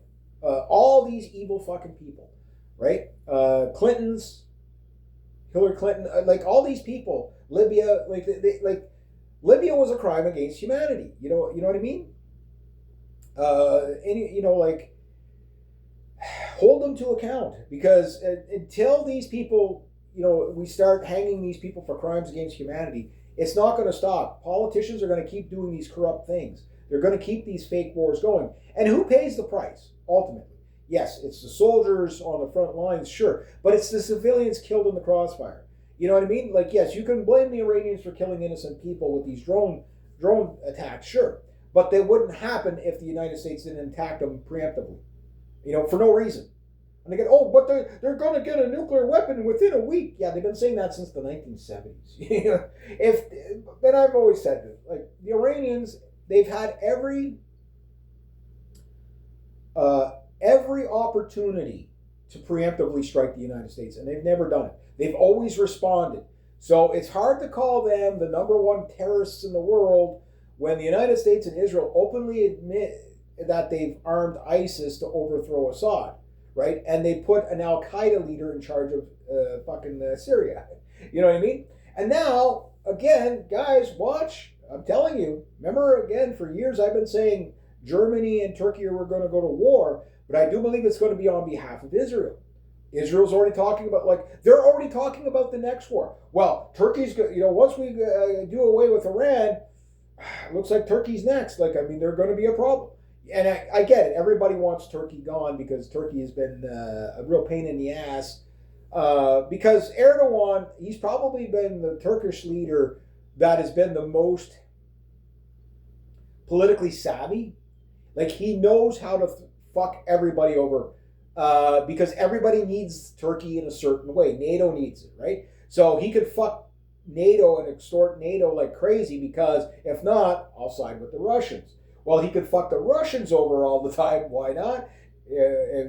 Why? Because, hey, if you don't play well with me, I'm going to help out NATO more. You know what I mean? The Bakhtar drones going to Ukraine, etc., against Russia, right? Turkey has challenged Israel many times around Cyprus. The Turks have a bigger navy. There's no fucking way in hell that Israel could fight Iran and Turkey at the same time. There's no way. And the Turks are saying, they're against this war. Don't overthrow Iran, right? So you tell the Israelis what we got to go kill everybody because they disagree with it. The Israelis are fucking insane. Just listen to them. Just go listen to their fucking, their PR stuff. And you have to understand, there's a lot of English PR out there for us. You know what I mean? That's for us. The stuff you really want to listen to is the translated stuff, where it's okay, hopefully you're getting an accurate translation, so you might have to, it takes a while to collaborate. But there's what they say for the West and, the American Zionists and stuff. Yeah, we're fighting the good fight. We're fighting for God. We're, you're the chosen people, all that stuff. And then over there, it's we're just killing the goy because they're fucking dogs. We're gonna, every man, woman, and child. The Israelis are upset if they're not legally allowed to just openly fire on women and children or rape Palestinian prisoners. You can't even make this up. Again, the open admitted stuff that's where I get most of my information is just what are they saying? So, and then you got to factor in lies, half truth, and just plain bullshit. Again, the Iranian regime, they're not going to tell you everything honestly. Yeah, you got your propaganda generals out there. You got the Houthi general out there. You got the U.S. generals out there. Everything's going fine. Everything goes perfect. We're really sticking it to the other guy. Meanwhile, nobody's really got the upper hand, right? So the thing is that's why, I say, don't look at any world leader as a good guy. There are mob bosses fighting. Every single fucking one of them is against their people. There is not a single good politician anywhere. There's some that are more tolerable, some that have less, at least they're not going to get you killed. But just look at Starmer. He had no reason to fucking come out and do what he did. Just stay the fuck out of it. And he, again, instant response, which, again, that's one thing that's different about this. Look, the last couple of times, okay, Soleimani, it took, the Iranians did a calculated response within a week and a half, something like that. Okay? Last June, they waited 2 months to get retaliation on the Trump strikes. Okay, now it's you hit us 15 minutes later, you've got rockets coming into fucking Tel Aviv. You know what I mean? They're okay, no, but the Iranians said the second you do it, we're going to hit you back. It's going to be game on. It's going to be a real war. Yes, the reports are been confirmed by the U.S. military that they are using B-2 bombers in the raids. Just wait till one of those gets shot down. Like it's not that it's a big game changer. It really isn't. Like the B-2s aren't really that much of a game changer. They are and they're not, right? Um, but the the symbolism of one of those getting shot down would be a very demoralizing thing for the United States. Look, watching U.S. soldiers cheering on Patriot missile systems going up and missing, like that has got to be the most demoralizing thing for a poor fucker on the base sitting there watching these rockets come in. Because every time that rocket lands, somebody died. You know what I mean? Like, it's like, oh, fuck. You know what I mean? It's like, yeah, woohoo, we're shooting them down because U.S. technology is the best. It's the best. What? Like 1 in 3 missiles is going to get through. You know what I mean? Like it's like fuck. Watching like all 16 like a full battery of Iron Dome missiles going up, and it's just like okay, yeah. Even if and then like they miss half the target. It's like maybe again we'll never know. Like the Israelis still out there saying it's a 100% success rate of 89% success rate of intercepting the rockets and the missiles. The smoldering footage on the ground says no, like shit's getting through. But yet there's people that will believe it, right? I mean, you got civilians like, yeah, there's something smoking over there. There's something smoking over there. There's something smoking over there. Oh, whoosh, oh, a rocket hit. Yes, there is shit getting shot down, but no. Air defense systems, they're good, but they're not even the best air defense. Like, don't get me wrong, the Iron Dome was a good air defense system. It's a numbers game, right? Even if it could be 100% accurate, you can't load them fast enough. The rockets, okay, well, we want to hit this here. Okay, there's 16, missiles at $1 million a pop, just about. So it's $16 million per battery going out, right? And 10 times a night, like 10 Iron Dome batteries, like 160 missiles a night. Wow, the cost. And again, the Israelis, it doesn't matter. They don't pay for it. The Americans do, right? But that said, all they have to do is to hit their target is fire 17 rockets, right? So it's like per battery, it's like, okay, we got 12 targets to hit. Okay, just 17 rockets per target. That's it. Or whatever the Iron Dome is, if there's 3 Iron Dome in the area. Intelligence stations are getting hit. The Israeli command posts are getting hit. How many hits can they take? Again, the radar dome that was destroyed, the one that was like $1.2 billion facility or whatever, like the dome itself is not $1.2 billion, just so you know. And the other radar dome was something like $500 million. But that's the whole compound. Just understand that. So the radar dome itself is maybe a few $million, right? But it still might be like $1 billion for the actual radar. You know what I mean? Or 100 million or whatever. It's expensive. 2 of those, the biggest ones in the area, have been blinded. And one can cover something like 5,000 kilometers around, right? So that is a severe debilitation.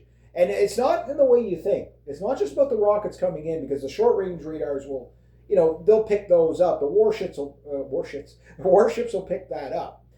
But it's now you can't monitor the Chinese aircraft replenishing rockets or whatever, or the Russian aircraft coming in to replenish the Iranians on the backside. So they might drop shit off in the backside of the country and just load shit on trucks and drive it around. You'll never know. It's hard to say exactly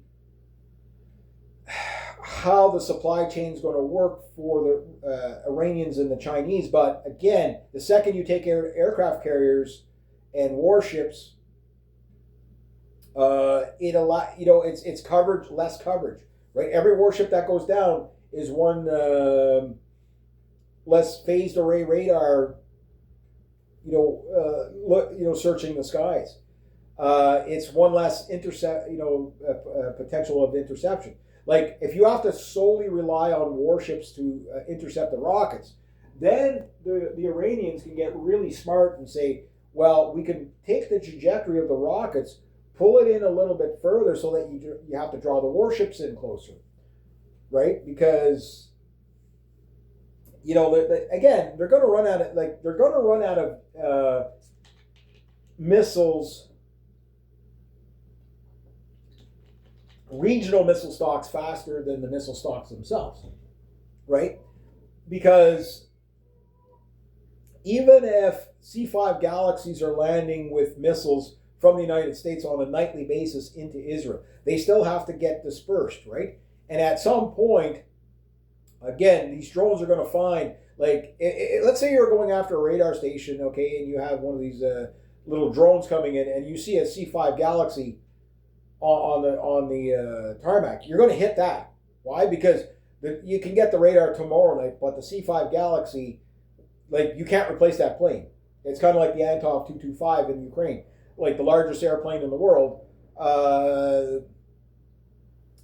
Once it got destroyed, that's it. They're going to rebuild it. They want to rebuild it after the war, just for historic purposes.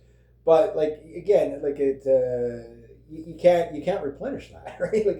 It's not doable. The C-5 Galaxy is one of the biggest airplanes ever built. It's huge. I've walked through one of those things. It's fucking massive.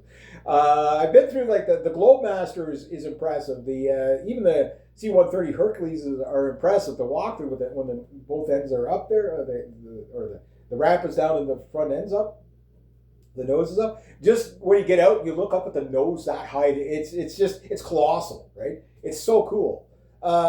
They're a beautiful airplane, and it's going to be a shame to see them destroyed.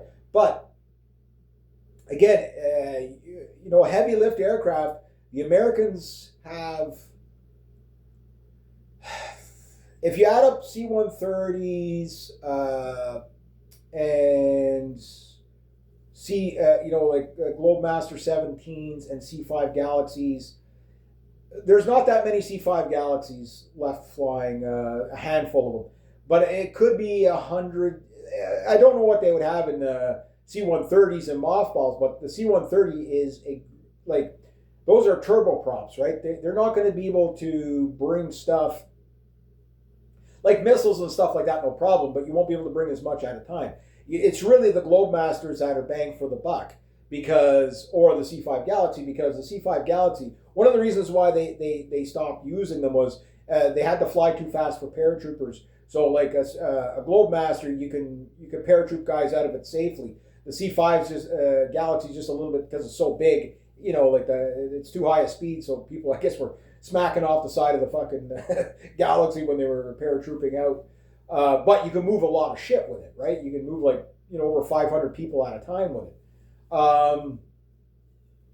So again, the Iranians might be saving the air defense for those things. Maybe they'll say, okay, yeah, no, the fighter jets, just let them come in, don't waste your missiles on that. Get the tankers, get the P-8 Poseidons, get the Global Hawks, get the stuff that, logistic stuff.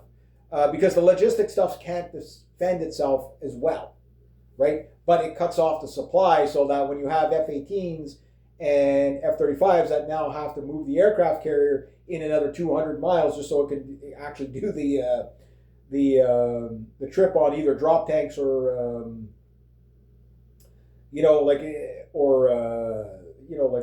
internal fuel. Again, once you start moving those, if they move those, even just moving those aircraft carrier groups in 50 miles could mean the difference between life and death of outrunning cruise missiles coming in, or even drones. Those 70-mile-an-hour drones are going to be traveling, in a headwind maybe 2 miles faster than the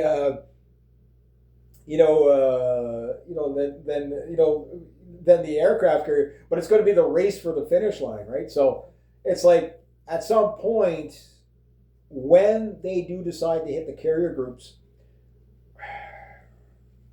I get it. Maybe the Iranians are, are looking at it as, we don't want to rally the flag in the United States. So if you just start killing everybody. But the shock and awe, again, one thing that got the Vietnam protests going so heavily in the United States, and which ended the draft, was 58,000 Americans getting killed over a 10-year period, which is 10 times higher than that of what happened in Iraq and Afghanistan, right? So 5,000 people wasn't enough for people to protest to end the war in large numbers that were required. Like people would say, well, like out of sight, out of mind. But when you see body bags coming back every day, you're sitting there, it's a nice sunny day, you're having burgers, and suddenly the neighbor across the street, their wife runs out of their house screaming and crying, falls, collapses on the yard because her husband just got killed overseas in a senseless war. That's pretty heart-wrenching to see, and if you've ever seen it, you don't forget it. There's nothing like seeing like the widows at lying on the graves of their dead husbands, with their children around, crying. It's just like, it's such bad PR. And Trump, the way he's playing it down, is like, well, there's going to be casualties, so just get used to it. It's just like the elites just dismiss the quality of life so much. They will do everything to get into a war. You know what I mean? They're just pure fucking evil. Pure fucking evil. How did we get this way? Like, as a human species, how did we get this way? Like, I understand tribal war and stuff like that and whatever. I understand all that. And there will be war long after we're dead and gone. I get that. But there might not be much of it because the fucking planet might be turned into fucking a glass parking lot from radiation poisoning and, thermonuclear weapon. But you know what I mean? Like, how can we not remove these people from power when they clearly, like, we need to pass laws to protect us from these fucking crazy people. The first law should be no dual citizenship whatsoever allowed in your government. Every other country outside the West is like this. Whether it's the Israelis, the Chinese, like, they don't allow dual citizens in high positions of power. Why? It goes against the countries. Like, this is the downside to democracies, is this idea that everybody around the world is just as equal to you and has the same values as you. That when they come in, they'll just, they'll throw their old ways away. No, they come in, and you see it in the Canadian Parliament all the time. If somebody's from India, all they talk about is immigrant communities, right? They don't care about old stock Canadians whatsoever. Why? Because they're again, I don't fault them for going into their own interest. I fault that these people should not be allowed to be elected into our government. They're not from here. They're not going to go into our interest. Anyway, I digress. Yeah, you can't have dual citizen, like 2/3 of your Congress of dual citizenship Israelis and not expect to be constantly pandering to Israel. What is this war cost already? Not to mention the human lives, but just financially, like just the weaponry, like that. You're talking billions and billions of dollars. And the Trump get in and get out type of tactic. A lot of people are like, yeah, but like with Maduro, he got in, got out. There was no prolonged war, therefore it was okay. No, it wasn't. No, it wasn't. There was no reason to go to war with Venezuela. Oh, but Maduro was a thug. Half the planet is full of thugs. Your own guy's a fucking thug. You know what I mean? Netanyahu, the biggest war criminal right now, is Netanyahu. Like, I mean, he's literally ordered the death of like 70,000 people, openly admitted by the Israelis, and displaced 2 million. Milosevic got sentenced to death for way less than that. In the Bosnian War, you know what I mean? And yet Netanyahu is U.S. bombs is what the Israelis dropped on the Palestinians. You know what I mean? I don't love the Palestinians. I have no love for them. I don't want them here as refugees, but let's not create the situation for them to be refugees anyway. That's Israel's problem, not our problem. Why are we doing it? Iran is Israel's problem. Israel's Iran's problem. Let's stay the fuck out of it. Oh no, we have to come and support our ally, get us into war. And again, the soldiers, there's no brave law enforcement or military. They don't exist. They just follow orders, right? And I understand you need a certain compliancy, but at some point it's like, okay, what the fuck are we doing here? Like, you're going to just go and, it's my job, it's my paycheck, I got to go fight for democracy, women and children, when clearly it's not about that. Like, at what point does the military stand up and say, no, we're not doing this anymore. We're going to be defensive only. I think Switzerland has it right. You know what I mean? Like this idea of like just going and fucking starting wars everywhere just because Israel said so. Like, people are tired of it. And there's no way to say that that's not what this is for, because it's openly admitted even by Trump himself. The entire administration. Well, we have to defend our number one ally in the Middle East. Name one good thing Israel has done for anybody else. Just one. I'll wait. How dare you, you anti-Semite? You know what? You know what I got to say about that? You know what I mean? Like, it's just like, yeah, I'd rather be an anti-Semite than support what's going on. Like, it's genocidal. It's genocidal. And the Iranians, they're fighting back, and they're going to fight back. It's just, you know, what is their long-term strategy? A lot of people say, well, no, they're just in disarray now because we've done a bunch of airstrikes and stuff like that. And there was somebody was talking about, like, with Iraq, and again, Iraq, 1.5 million people killed, murdered by the United States for a fake weapons of mass destruction. Not a single Congress critter or Bush administration person went to jail for crimes against humanity. Like, pure lies. The difference between Bush and Trump, like, Trump is out there doing all the Bush talking points. Weapons of mass destruction, women and children, democracy. They hate us because of our freedoms. You know, just it's picking different words, but it's the same fucking speech. Like, I'm watching, like, veterans, like, just fucking flipping out right now. Like, they're like, I voted for this fucking guy. You know, like, the good news is that the MAGA people, well, welcome to national, like, you're not, like, they've used nationalism as the bad guy forever, fascism and whatever, right? And again, most nationalistic countries are not fascist. If anything, democratic countries are more fascist. What do you think too big to fail is? They call it crony capitalism. It should be called crony fascism. Because when you have Mussolini's definition, basically, when you have basically big business and state in bed together, you have fascism, right?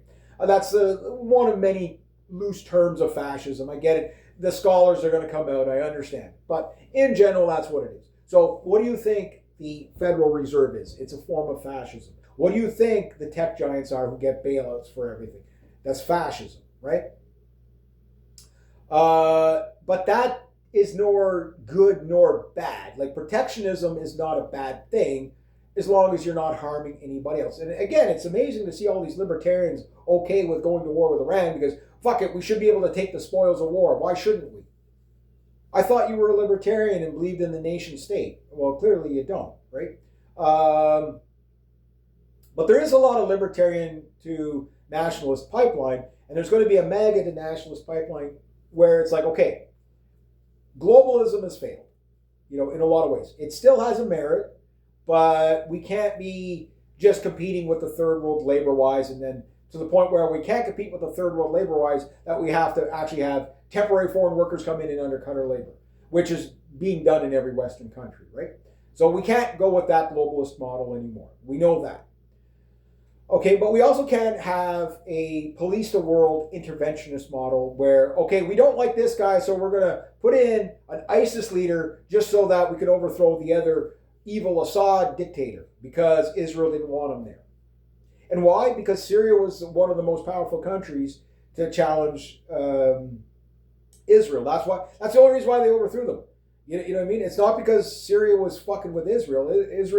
Syria was the most secular country, one of the highest Christian-based countries in the Middle East, right? Iran has a huge Christian population. Lebanon has a huge Christian population. The Israelis were bombing predominantly the Christian side of fucking Lebanon. You know what I mean? And guess what? All your Zionist neocons in the States, these evangelical types, they're like, well, yeah, but we're killing Muslims. You know what I mean? Like, but Israel said so. They're the chosen people. They're better than us. You know, like it's you can't even make this up. But the thing is I think a lot of people they're coming out of the ether now. That, okay, we can't just do the whataboutism. Well, Obama did it, so Trump should be allowed to do it. No, that's done. That's over with. I think what it has to come down to now is when does the law enforcement, the military step in?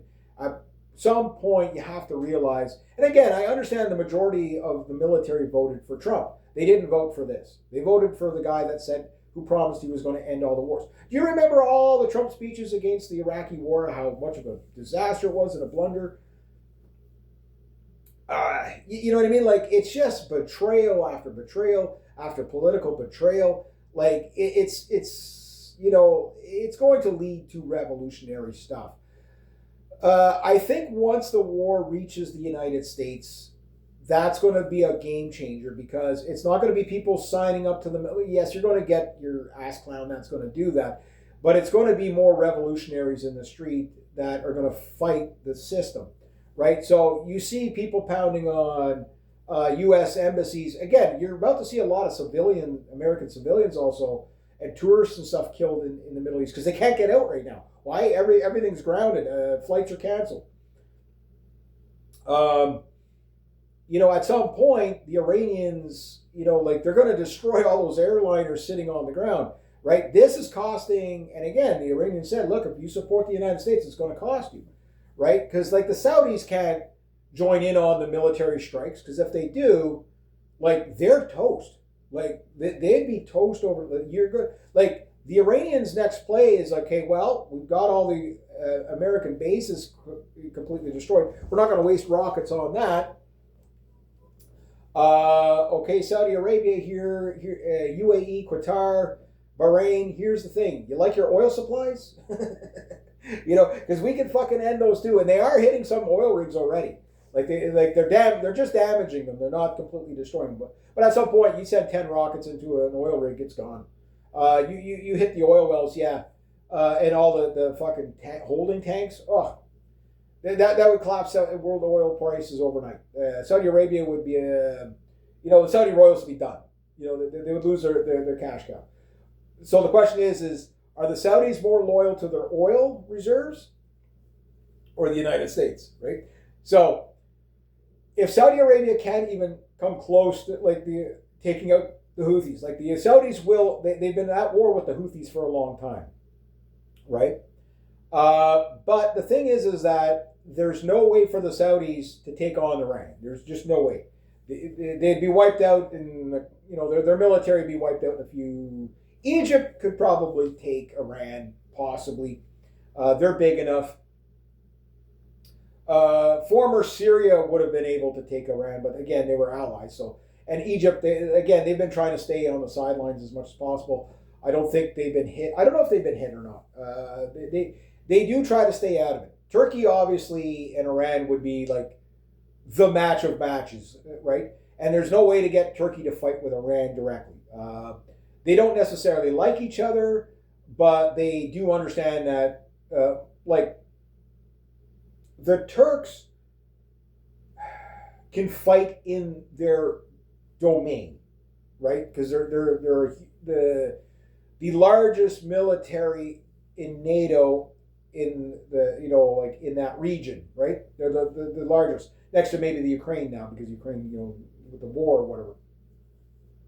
But Turkey is a very huge, large military, right? They've got lots of shit, a lot of their stuff is older, but they do make a lot of. They have a huge weapons industry. Massive weapons industry they have. Again, they work with the Israelis on some stuff. Like everything's intertwined. Same with the Russians. They still get technology from the Israelis and vice versa. But that stuff is getting weaned off, right? So it's like it's getting to the point where if Turkey tells Israel no, right, and they've done this a few times.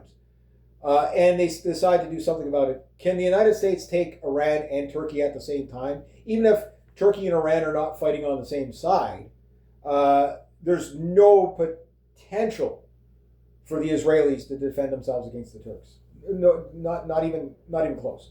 And there's no way the United States military would not be powerful enough to take on Iran and Turkey at the same time. There's no way. So the idea, trust me, with Israel saying that Turkey's going to be a problem, Netanyahu out there saying Turkey's going to be a problem after Iran.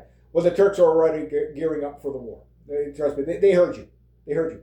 The Iranians were the smart ones back in 2009 when they heard General Wesley Clark. Again, they knew this was coming for decades, but they really knew after 2009 when General Wesley Clark came out on public TV and said, "Hey, yeah, we're going to take out 7 countries in 5 years." Well, it took them a couple of decades, but 2009 was a long time ago.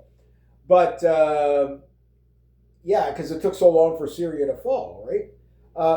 But they said the last one on the list was Iran. So Israel gets what it wants and it topples Iran. okay, that's it. All the wars, now there's going to be peace everywhere, peace in the Middle East. They'll just have ISIS dictators everywhere, and everything will be good, right? No, no, no, no. Well, Turkey's now the next one that can challenge Israel. So once let's say they can take out Turkey as well. Well, now it's Germany's a threat to us. Again, the Israelis are insane. They have to kill everybody. Like they'll always seek out a new enemy. Paul Craig Roberts talked about this for many years, saying like, look, the military-industrial complex always has to have an enemy to fight. That's how it justifies spending so much money on it, right? Like in the 50s, it wasn't so much the military-industrial complex. It was the make work job was NASA, right? But then that wasn't enough, which it's too bad they didn't stay down that route. If you were going to waste money on something, at least interplanetary travel might have been, moon colonies could have been kind of cool, you know what I'm saying? We'd be on Mars by now, whatever. But no, we have to fight all these wars for Israel. We have to do all this mass immigration and spend all our money on these immigrants, like all this welfare that they're getting. And again, I'm not hating on them. I'm just saying, like it is what it is, right? None of it's sustainable. None of it can, it's going to fail. Now you have to understand the smokescreen of this war is, it's not just to hide the Epstein stuff. And I'm glad that the left and the right are now seeing it for what it is, because the left has been basically gaslighting us and telling us since Planet, like Comet Ping Pong, and the Pizzagate stuff that, oh, you're just conspiracy theorists, this was all fake news, blah, blah, blah. And now you realize these pedophile rings were real, right? And I'm going to be honest with you, like people are not going to let that go, and nor should they. It's about the children. So starting a war just to cover that, no, this is really just about doing what Israel wants. It's, the big one is that while this is going on, just understand there's an Trump's economic policies are absolutely fucking devastating. I don't know how anybody out there is advocating for one thing like this trade war stuff. Look, your hydro bills in the States are about to skyrocket because of new policies up here in Canada, which are basically whatever tariff Trump puts on energy, you're going to see that percentage of your hydro bill go up. So if he puts a 25% tariff on your oil and gas, well, it's going to go up by that much. So you're talking about ruining the U.S. economy. Like, again, self-inflicted wounds. Why is he doing it? Because he is literally trying to destroy the U.S. economy. He gaslights by saying, oh, well, we're taking in billions of dollars we took in $190 billion of tariffs so far. Yeah. Is it paying down the deficit? No. Is it building self-independent industries? No. Is, even though it was ruled unlawful, is that money going to go back to the people that paid all this extra tax? No. And tariffs are just a tax. No, he's just going to keep it. His own words. Well, they didn't stipulate it, so, it'll be tied up in the courts. We're just going to hang on to that. But that money's already spent. Where's it spent? Well, what do you think is paying for the fucking war? Where do you think Israel's getting their money? You know what I mean? But it doesn't matter now because we don't need Canadian oil because we're getting oil from Venezuela for free because we stole their oil. Yeah, where did the first tanker go? Israel. You know what I mean? No, because it's to fight the war. It's not again, Trump doesn't give a shit about a single American. There's not one politician in the States that gives a shit about Americans, I think. But yet I don't know how, again, it's the same problem we have up here in Canada, but, we keep electing these people that just fucking hate us, because those are our options, right? And we can't seem to get political parties that are legitimate, At some point, we're going to have to find a way around that if we're going to keep with this voting fucking bullshit.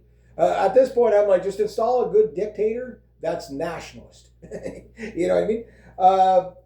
Because the alternative is, again, civil wars, secession movements. Look, almost everything I predicted in the past 10 years has come true. Like the talks of secession up here in Canada,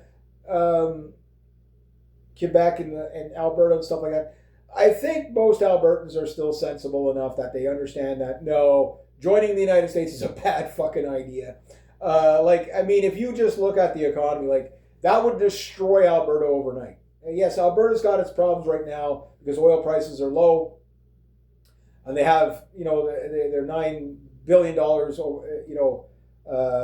over budget. Sure, which is weird for Alberta. I get that, but on the other hand, like again, it's not just.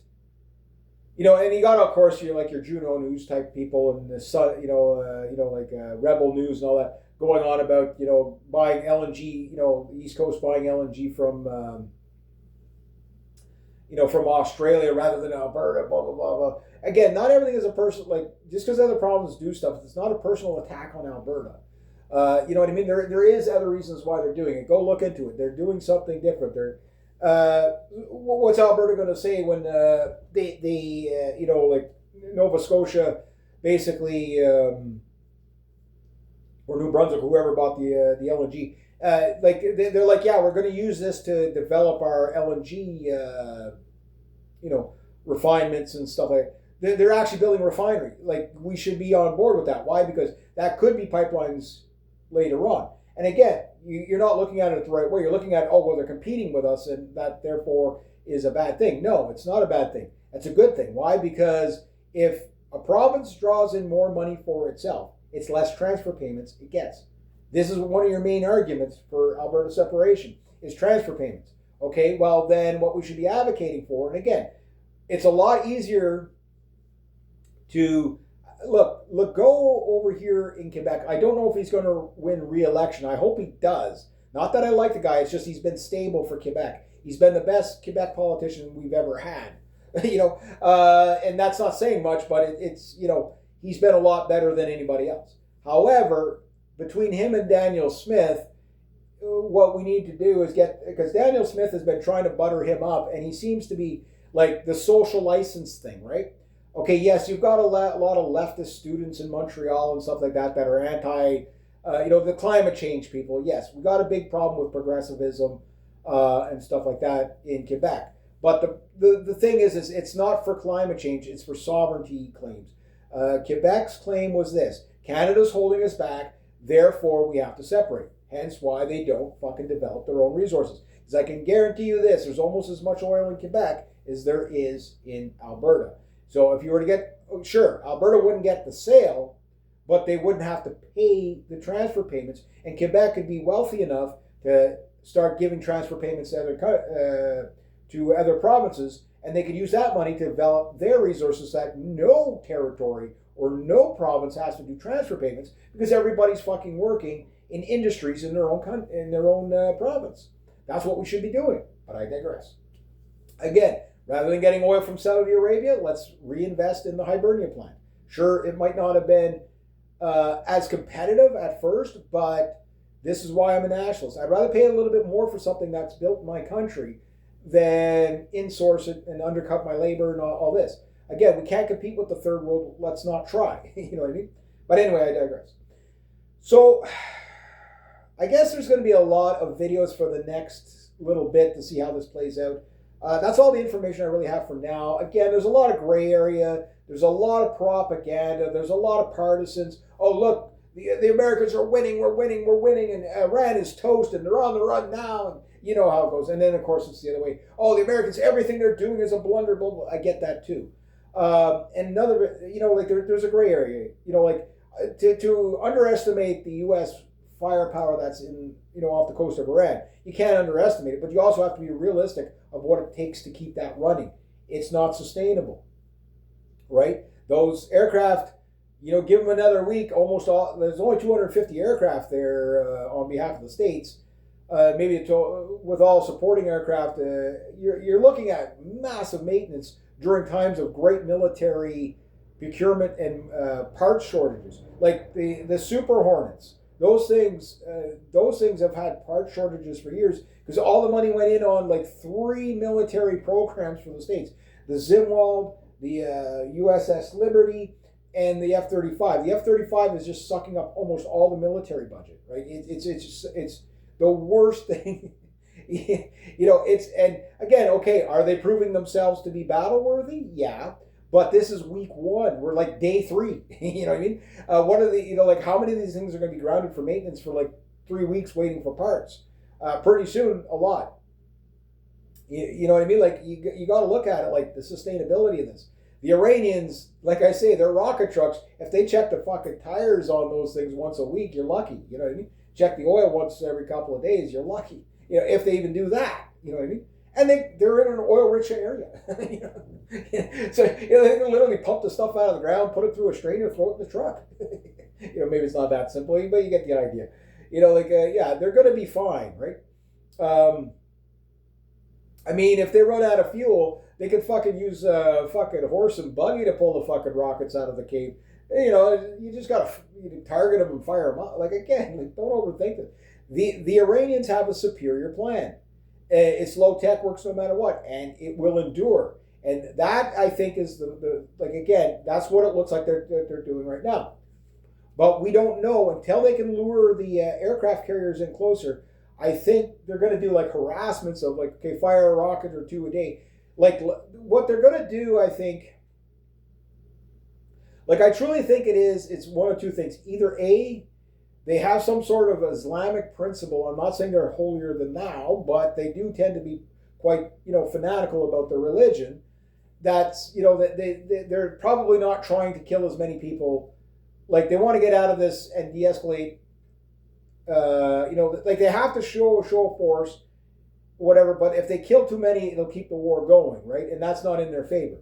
But it's also not in the Americans' favor to lose, like I say, 3 aircraft carrier groups, and then that just to be replaced by 3 more aircraft carrier groups. Like basically, if the Iranians wanted to, they could destroy all 11 aircraft carriers groups. Just okay, we'll take out these 3. Then what do you do?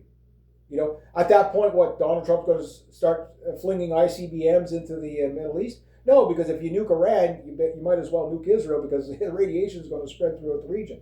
But are they crazy enough to do it? Yes. The Israelis are crazy enough to drop nukes on the Iranians. They will do it. They're going to do it. The Samson option, you have to understand, is where the Israelis, if they don't get what they want or they're losing the war, they nuke everybody in the region. Right? It's the same as the MAD scenario, but on a smaller scale. And a lot of people don't understand the MAD scenario or whatever. The MAD scenario, let's say you get an exchange between China, Russia, and the United States, right? Well, Russia will fire most of its nukes at the United States, and the United States will fire most of its nukes at Russia or China or whatever, and vice versa. But then they'll fire, say, 1 or 2 nukes at the UK. The UK will fire all of its stuff at Russia or China, and 1 or 2 nukes at the United States. Israel will fire 1 or 2 nukes at every one of its allies as well. South Africa will do the same. France will do the same. They'll fire predominantly on Russia and China or whoever, but they'll fire some at the UK. They'll fire some at the United States, right? And you'd say, why would they do that? Because that's what mutually assured destruction is. Nobody gets, anybody that has a nuke gets hit, whether they're in the conflict or not. You know what I mean? That's the madness scenario. They're going to get limited hits. They're mostly going to be symbolic. So in other words, civilians are going to die. They won't hit the military bases or critical infrastructure, but they might nuke New York City or something like that. Or maybe Baltimore or something like that. It's okay, we're going to kill 100,000 people. These are acceptable losses. Okay, we'll kill 100,000 a year people. That's acceptable losses. It's Dawn's Early Light. Have you ever seen the movie Dawn's Early Light? Great movie. What was... Rebecca. Anyway, a good movie. I can't think of the actress there, but it was a good movie because it was it was good. It's like kind of like on the level of Crimson Tide. Have you ever seen that movie? And I bet you that scenario is played out. There's been a few scenarios like that. K-19, a good movie. I still haven't seen the Cursed movie yet. I've seen the highlights of it, stuff like that. So, I'm sure there's a lot of propaganda. Any war movie has propaganda. I get that. But what I'm getting at is that, the use of nukes. The Israelis will do it. They'll be allowed to do it. They'll get praised by the American government for doing it. The Iranians at that point, though, whatever happens after this, they're getting a nuke. Even if they say they don't have one. I'm sure they're getting a nuke. Like the North Koreans are like, look, there's a reason why we don't fuck with North Korea anymore. They got nukes, right? Regime change wars have always failed. And this idea that we take out the Ayatollah and his top generals, there'll be regime change, whatever. There's no regime change in Venezuela. But the low-brow people, the low, like 65 IQ people that, oh, wow, we took out Maduro, therefore the Venezuelans are saved, with women and children and democracy are saved. No, nothing has changed. Nothing has changed. The only thing that happened is you got Maduro and you stole the oil. That's it. Yeah, and the same thing like Cuba. Like, they're not going to get regime change in Cuba. It's not going to happen. And the thing is, so why all this pain and suffering? And at the cost of the American people. Like again, rather than helping the American people, like think of all the money spent on this, okay? Because remember, you hear this from just about every other American. Single-payer healthcare system, which does have its problems. Don't get me wrong. Yes, you can die waiting for treatment, but you don't have to pay $400, $500, $600 a month for fucking healthcare insurance. Or even $170 a month for healthcare. So whatever. 40% of the U.S. does not have healthcare, because to have single-payer healthcare system, that would be socialism. But how much did it just cost you the past 2 nights in dropping ordnance on Iran? That's not socialism. The military is the biggest welfare case ever. A lot of people don't look at it, but that's what government is. It's just assorted welfare. It's just different labels of welfare. So when you have government so far off the path, so far out of whack, like even up here in Canada, okay, and whatever you say about Carney, the good, bad, and the ugly, there's a lot of dumb things that Carney does, but at least he has a budget. You know what I mean? Yes, he's over budget by a lot, fine. But at least if he follows the budget that he's put out, we'll have a balanced budget in 10 years. Once your country has a balanced budget, the world's your oyster, right? He is shrinking government that much, like not by a lot, but he's cut about 40,000 jobs. Mind you, he hired 40,000 people, but he's cut government by 40,000 jobs by the so at least it's stepping in the right direction, right? You do this over time, you'll eventually have a balanced budget and a manageable government, right? And you can then start lowering taxes and the cost of living for people. But you can't do it while you're flooding in welfare recipients. You know what I mean? And undercutting labor with temporary foreign workers. You can't do that, right? So we change those 2 things, our country could fix itself fairly easy. You know what I mean? Maybe not easy, but there's a lot of potential there. But regime change wars, again, between the Maduro raid, all these wars with Iran, like billions and billions of dollars. Like how much healthcare could you have bought for that same thing? It just it's mind-boggling to me. It's mind-boggling to me. Where's the outrage? You know what I mean? But anyway, I digress because I'm ranting now. So we'll see what kind of chaos happens tomorrow. I'll risk the World War III updates for now. It could cost me the channel. Once it does, I'll still have my BitChute channel. But after that, a YouTube channel is probably not viable for me. I just probably won't be able to do it. Because you can only have so many channels on one email, and I've burnt up that email. You know what I mean? So I could do another email, but it probably will track back to my IP, and you'll never find it again. But if you do, if it does get to that, if they pull my channel again like they did the last time, or throttle it so much that you can't find it, because this channel is clearly throttled. There's no doubt about that. But if they do that, it could be. I had the Northern Beacon, that channel. I don't even know if I can get onto that channel anymore. I'd like to take that channel away so I can open up another channel. But the Northern Beacon, I've kind of, and the Canadian Political Idiot, I haven't taken those away. I want to remove those channels and start something else. But the thing is I'll have to go with another email, whatever, and see if I can open up another one. Could be not Reg Me 4. I have to plan for it because again, but they basically destroyed my other channel in 2019 and took it out in I believe it was early 2020 when it they got me. They got me a week after Stefan Molyneux. So I was just climbing the rung at the time, right? So I don't want to turn this totally into a geopolitical channel, whatever. But we'll see how far it gets. It is what it is, guys. Look, I've always said speak the truth or shut up, right? And my only duty is to be the messenger, not to be a political cheerleader for one side or the other. And this is one of the things that the reason why I've done that is because this is why we're in the situation we're in. It's all these people that cheerleaded for Trump, that there was no, and again, right from Trump 1, I told you, the gamble was this: would he take us to war with Iran? After he hit Soleimani, I knew from that point on that he was not your guy. He was Israel's guy and only Israel's guy. And I've been consistent on that, and I've been right on that. Now, I'm pretty sure most people understand. I am seeing the most hardcore Trump supporters do a 180 and say, we did not vote for this. To see the left finally, again, the left is, again, what pisses me off about that, and the right does this too, but the left that pisses me off so much was denying the Epstein file stuff for so long, just so that, because, well, it's coming from right-wingers, therefore it's fake news and a lie. I'll check my fact checker, thank you.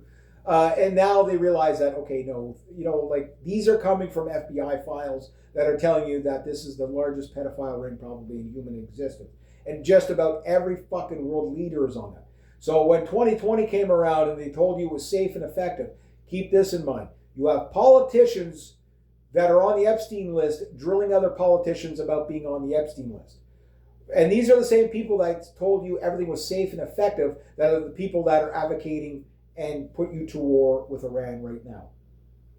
So you could trust the fact checkers. You could dismiss your opponent because you're left wing and he's right wing, therefore nothing he says is wrong. He's just a racist, a bigot, whatever. Or they're just a commie libtard, whatever. Don't listen to each other, because if you do that, my side's right. Trump can do no wrong. Biden did no right, but Trump can do no wrong. Or Biden can do no right, Trump, or Biden can do no wrong, and Trump. Again, they're all in on it. It's mob bosses fighting. Once you understand that, and truly, truly understand that, you will never advocate for any of them. You can call it down the line. Again, are there good things that Carney's doing, for example? Yes, there's good things he's doing. Is there a lot of dumb things he's doing? Yes. Is he doing as many dumb things as Trump doing? Absolutely not. I don't think anybody is. Even Macron, when Trump makes Macron look reasonable, and Macron is like the least reasonable fucking guy in Europe next to probably Starmer, I don't know who's worse, right? And you make those guys look semi-reasonable. You make the EU look reasonable. You make the World Economic Forum look reasonable.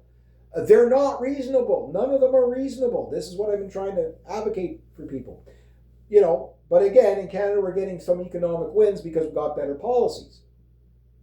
But we're still under this globalist mountain climber effect. When one falls, we all fall. We saw it in 2008. And this is what we're living. The death rolls of the 2008 collapse. Why? Because not a single fucking banker went to jail. We don't arrest war criminals. And when all of our government is war criminals, Pam Bondi summed it up best. Eric Holder summed it up best. Eric Holder said, too big to jail. George Bush said, too big to fail, right? Eric Holder said, too big to jail. Okay? Pam Bondi said, well, if we jailed everybody, it would collapse the entire system. I think it's time. You know what I mean? It's a price on what, yes, people will die from shortages. I understand that. People will lose their life savings. I understand that. But the cost is allowing these genocidal wars to go on. The cost is, as we're speaking, these people on the Epstein list are torturing and killing, murdering, eating, doing all kinds of horrible things to children. The Podesta files, look, there's video footage of what these fucking people are doing. You know what I mean? Like, it's just, I get there's a lot of fake news and with the AI out there, but there's ways to tell if things are just fake news and AI. Like the investigators have the technology to figure it out.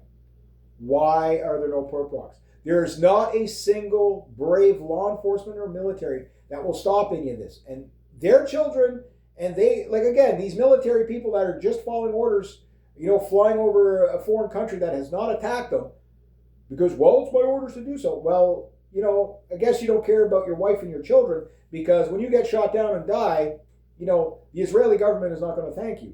The Trump administration is not going to thank you. Yeah, they put out the niceties or whatever. Oh, we thank you for your service and this great sacrifice. They don't fucking care. They do not care about you. Any good that Trump has done is erased by the evil of what he's doing now. Like, yeah, and yes, he has done some good. I know the anti-Trumpers don't like that, but it's the way it is. These people do good, they do bad. It's just Trump is predominantly doing bad things. Biden might have done one or two good things. You know what I mean? Trudeau, well, there was nothing. I got nothing for it. Like, it was just a daily shit show of horrible progressivism, right? Carney, he's a mixed bag. There's good things he's doing. There's bad things he's doing. Pierre Poilievre, there's good things he's done. There's bad things he's done. Right? Starmer, pretty much a shit show and a disaster. Macron, more bad than good. The Ayatollah, again, probably more evil than not. But again, to compare, say the Ayatollah was the root of all evil. Okay, when you want to talk about the Saudi royals, oh, how dare you? When you want to, go out, like Netanyahu has murdered way more people, had way more people murdered than the Ayatollah. It's not even close. Like 70,000 people fucking carpet bombed. Like, when do we hold these cocksuckers to account, right? Anyway, and all these Q people, Trump, he's sticking it to Netanyahu, and he's really, really making it hard for him to get what he wants, because Trump has no agency whatsoever. He has to do what they're making it impossible. The deep state is taking us to war. Trump triggered the war. Oh, but he has to, because don't make excuses for the man. He's evil. He needs to face the gallows for crimes against humanity the way the rest of the politicians do. These people are fucking evil. Don't give them any quarter. Call them out. Yeah, sure, I get it. It sucks that the guy you voted for betrayed you. I understand that. But welcome to the club. That's every fucking politician ever. It's just the level of betrayal from Trump is just beyond. Especially the farmers and now the veterans.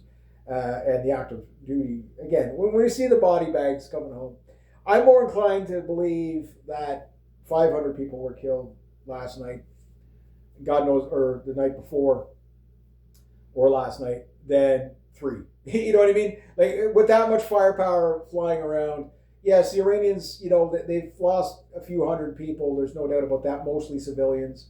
Sure, there's a few, like, yes, you see some of the artillery, the Zu-23 guys getting killed or whatever. But most of the targets that are hit, there's nobody in them. You know what I mean? So again, the military guys, they might not have the time to respond to the incoming threats, but they might have the time to get the fuck out of Dodge, as and not get hit. When the target gets destroyed. And again, how many empty buildings are getting hit? I don't know. Like, even the Iraqi military, half the buildings that were hit were empty. You know what I mean? A lot of times they were hitting things like, the Americans were hitting things like schools and hospitals. And so you have to understand, that's done on purpose. Like, they will give the target, you have to understand that, yes, there's a certain amount of weaponry, say maybe 10 to 20% of the weaponry will go awry, right? Like, it just doesn't work. You saw it in action the other night with the Patriot missile system. 2 missiles, one missile fired. 2 missiles fired. The third one just does a fucking U and hits the ground somewhere. God knows how many people that killed, whether it was on the base or in a civilian population. You know what I mean? It doesn't matter. Nobody takes accountability. It's like when things go astray. The Iranians won't. The Americans won't. The Israelis won't. So it's just like, we'll just blame the other guy. But, it is what it is. But that said, the idea of 3 people being killed, Again, just like, like they know that it's U.S. personnel being put up in these motels. Like when you evacuate a base of 4,000 people, where the fuck do you put them? You know what I mean? They're not going to just commandeer the local housing. You know what I mean? They're going to be going to these motels, hotels, whatever. And those things have no defense whatsoever. You know what I mean? Yes, they've got guys on the roof monitoring things, and that's where you're getting the cell phone footage from. That's why you're hearing English. These are U.S. soldiers and tourists and stuff like that saying, "Oh my God, look at this! I'm going to send this back home." Otherwise, the Iranians they're using what they call it the bubble frequency to jam U.S. frequencies and stuff like that to encrypt and stuff like that. So there's all kinds of cloak and dagger stuff going on too, intelligence wise. But there's just the guy with a pair of binoculars saying, "Yeah, they're there. Hit them there. Here's the coordinates." That's going on too, right? But that's going to come to the United States. Yes, you are going to see Iranian terror cells start hitting the United States. They're going to probably attack infrastructure first. Think of like the IRA back in Ireland, where they attacked, called in bomb threats so they give everybody enough time to evacuate, and then they blow things up. Why? Because nobody cares about a building, but they care about bodies, right? Once people start dying, then it's like, okay, yeah, now these guys are just terrorists. And that's what's going to happen in the States. Well, like you're going to see trains derailed, fuel depots. You're going to see a lot of what's called industrial accidents. We saw this in 2019. Industrial accidents in Russia, industrial accidents in the United States. Again. But what I'm really going to be watching for is political assassinations in the United States. Yes, you can take out like this idea that the United States can decapitate all these governments and that no government will ever hit them back, I think is just a little bit crazy. It's been going on for years, and that's usually the case. But once you start seeing, again, they can start killing the families of these politicians, stuff like that. The CIA does it all the time, but I think because there is an unwritten rule, it seems, amongst the world leaders. Okay, you can kill the civilian populations, but don't touch us, or else it's really game on, right? You're telling me nobody's taken out George Soros by now? Think of all the governments that he's fucking toppled, right? Again, I'm not calling for the violence, but I'm saying, logistically, why hasn't it happened? Trump, I don't think he lives to the end of the year. I believe the U.S., it's going to be a U.S. veteran that's probably going to kill him. There is going to be people that are going to do that. You are going to see assassinations. You're going to see probably the CIA and the Mossad starting to, like journalists. Journalists get killed all the time. And that's usually from within, because you're not allowed to critique the ruling class, right? But that's you're going to see a lot of that. There's been a lot of that. Most of it's been pertained between Ukraine and Russia, but you're going to see it now. Again, the Shinzo Abe effect, where just people walking up to politicians, just fucking murdering them in cold blood right in the middle of the street. You're going to start to see that. Right? Why? Again, you can't drive all sides of your political faction crazy. Think of all the unhinged leftists out there. All these trans people going around killing people. Yes, it's an uptick trend. They're not the majority yet, but give it 5 years. Just like I said, predicted 10 years ago, when these kids start to get in, their brains start to develop a little bit more, and they realize that their parents cut their, basically sterilize them and cut their parts off, that they're going to start seeking revenge, right? They're going to go crazy. And that's what we're seeing. You can call me, a transphobe if you want, fine. But, am I going to be wrong? No. There's a reason why I'm so accurate on my predictions, because I don't bullshit or lie. I just, it's not about what I want or what I believe or whatever, or it's just, you got 2 + 2 is always going to equal 4. So anyway, I'm going to leave it at about that. I know these are going to be very long videos, but this is the time we're living in. If you want the information, you can't let your ADD get the best of you. You're going to have to sit through it, right? And watch it in junks, in junctions. You don't have to watch it all in one. You can watch the video, a bit of it, and go do something else, and come back to it the next day or whatever. It's just right now I'm probably going to cover a bit. Hopefully it doesn't take out the channel. Once it takes out the channel, again, I don't know how Canadian Prepper got away with it for so long. He never got hit like I did. Like he thinks he's throttled. He probably is to a degree, but he made it big enough that I think his channel's like economically viable enough. Mine got taken out just as it was starting to grow. But because the Iranian War is such a big stepping stone to the World War III, because after Iran, you have to go after either Turkey, China, or Russia, right? That's it. That's the last. Like that's the last. Now, mind you, the United States has gone rogue. Yes, Canada is on the list. The United States, when they fail in Iran, they will turn their guns on us at some point. I know it still sounds ridiculous or whatever, but again, when I'm right this many times, there's a reason for it. Witness the pattern. Trump has gone insane. He's literally gone insane. He's now a rabid Zionist neocon. Like, these people sound rational. They use normal language. They're not schizophrenic. That's not what I mean by insane. He's not schizophrenic. He's a Zionist evangelical doomer. That's the same thing what Lindsey Graham is. These people, once they defeat an enemy, they have to find somebody else to kill. The almost 80% of the Israelis are like this. They are rabid Zionists.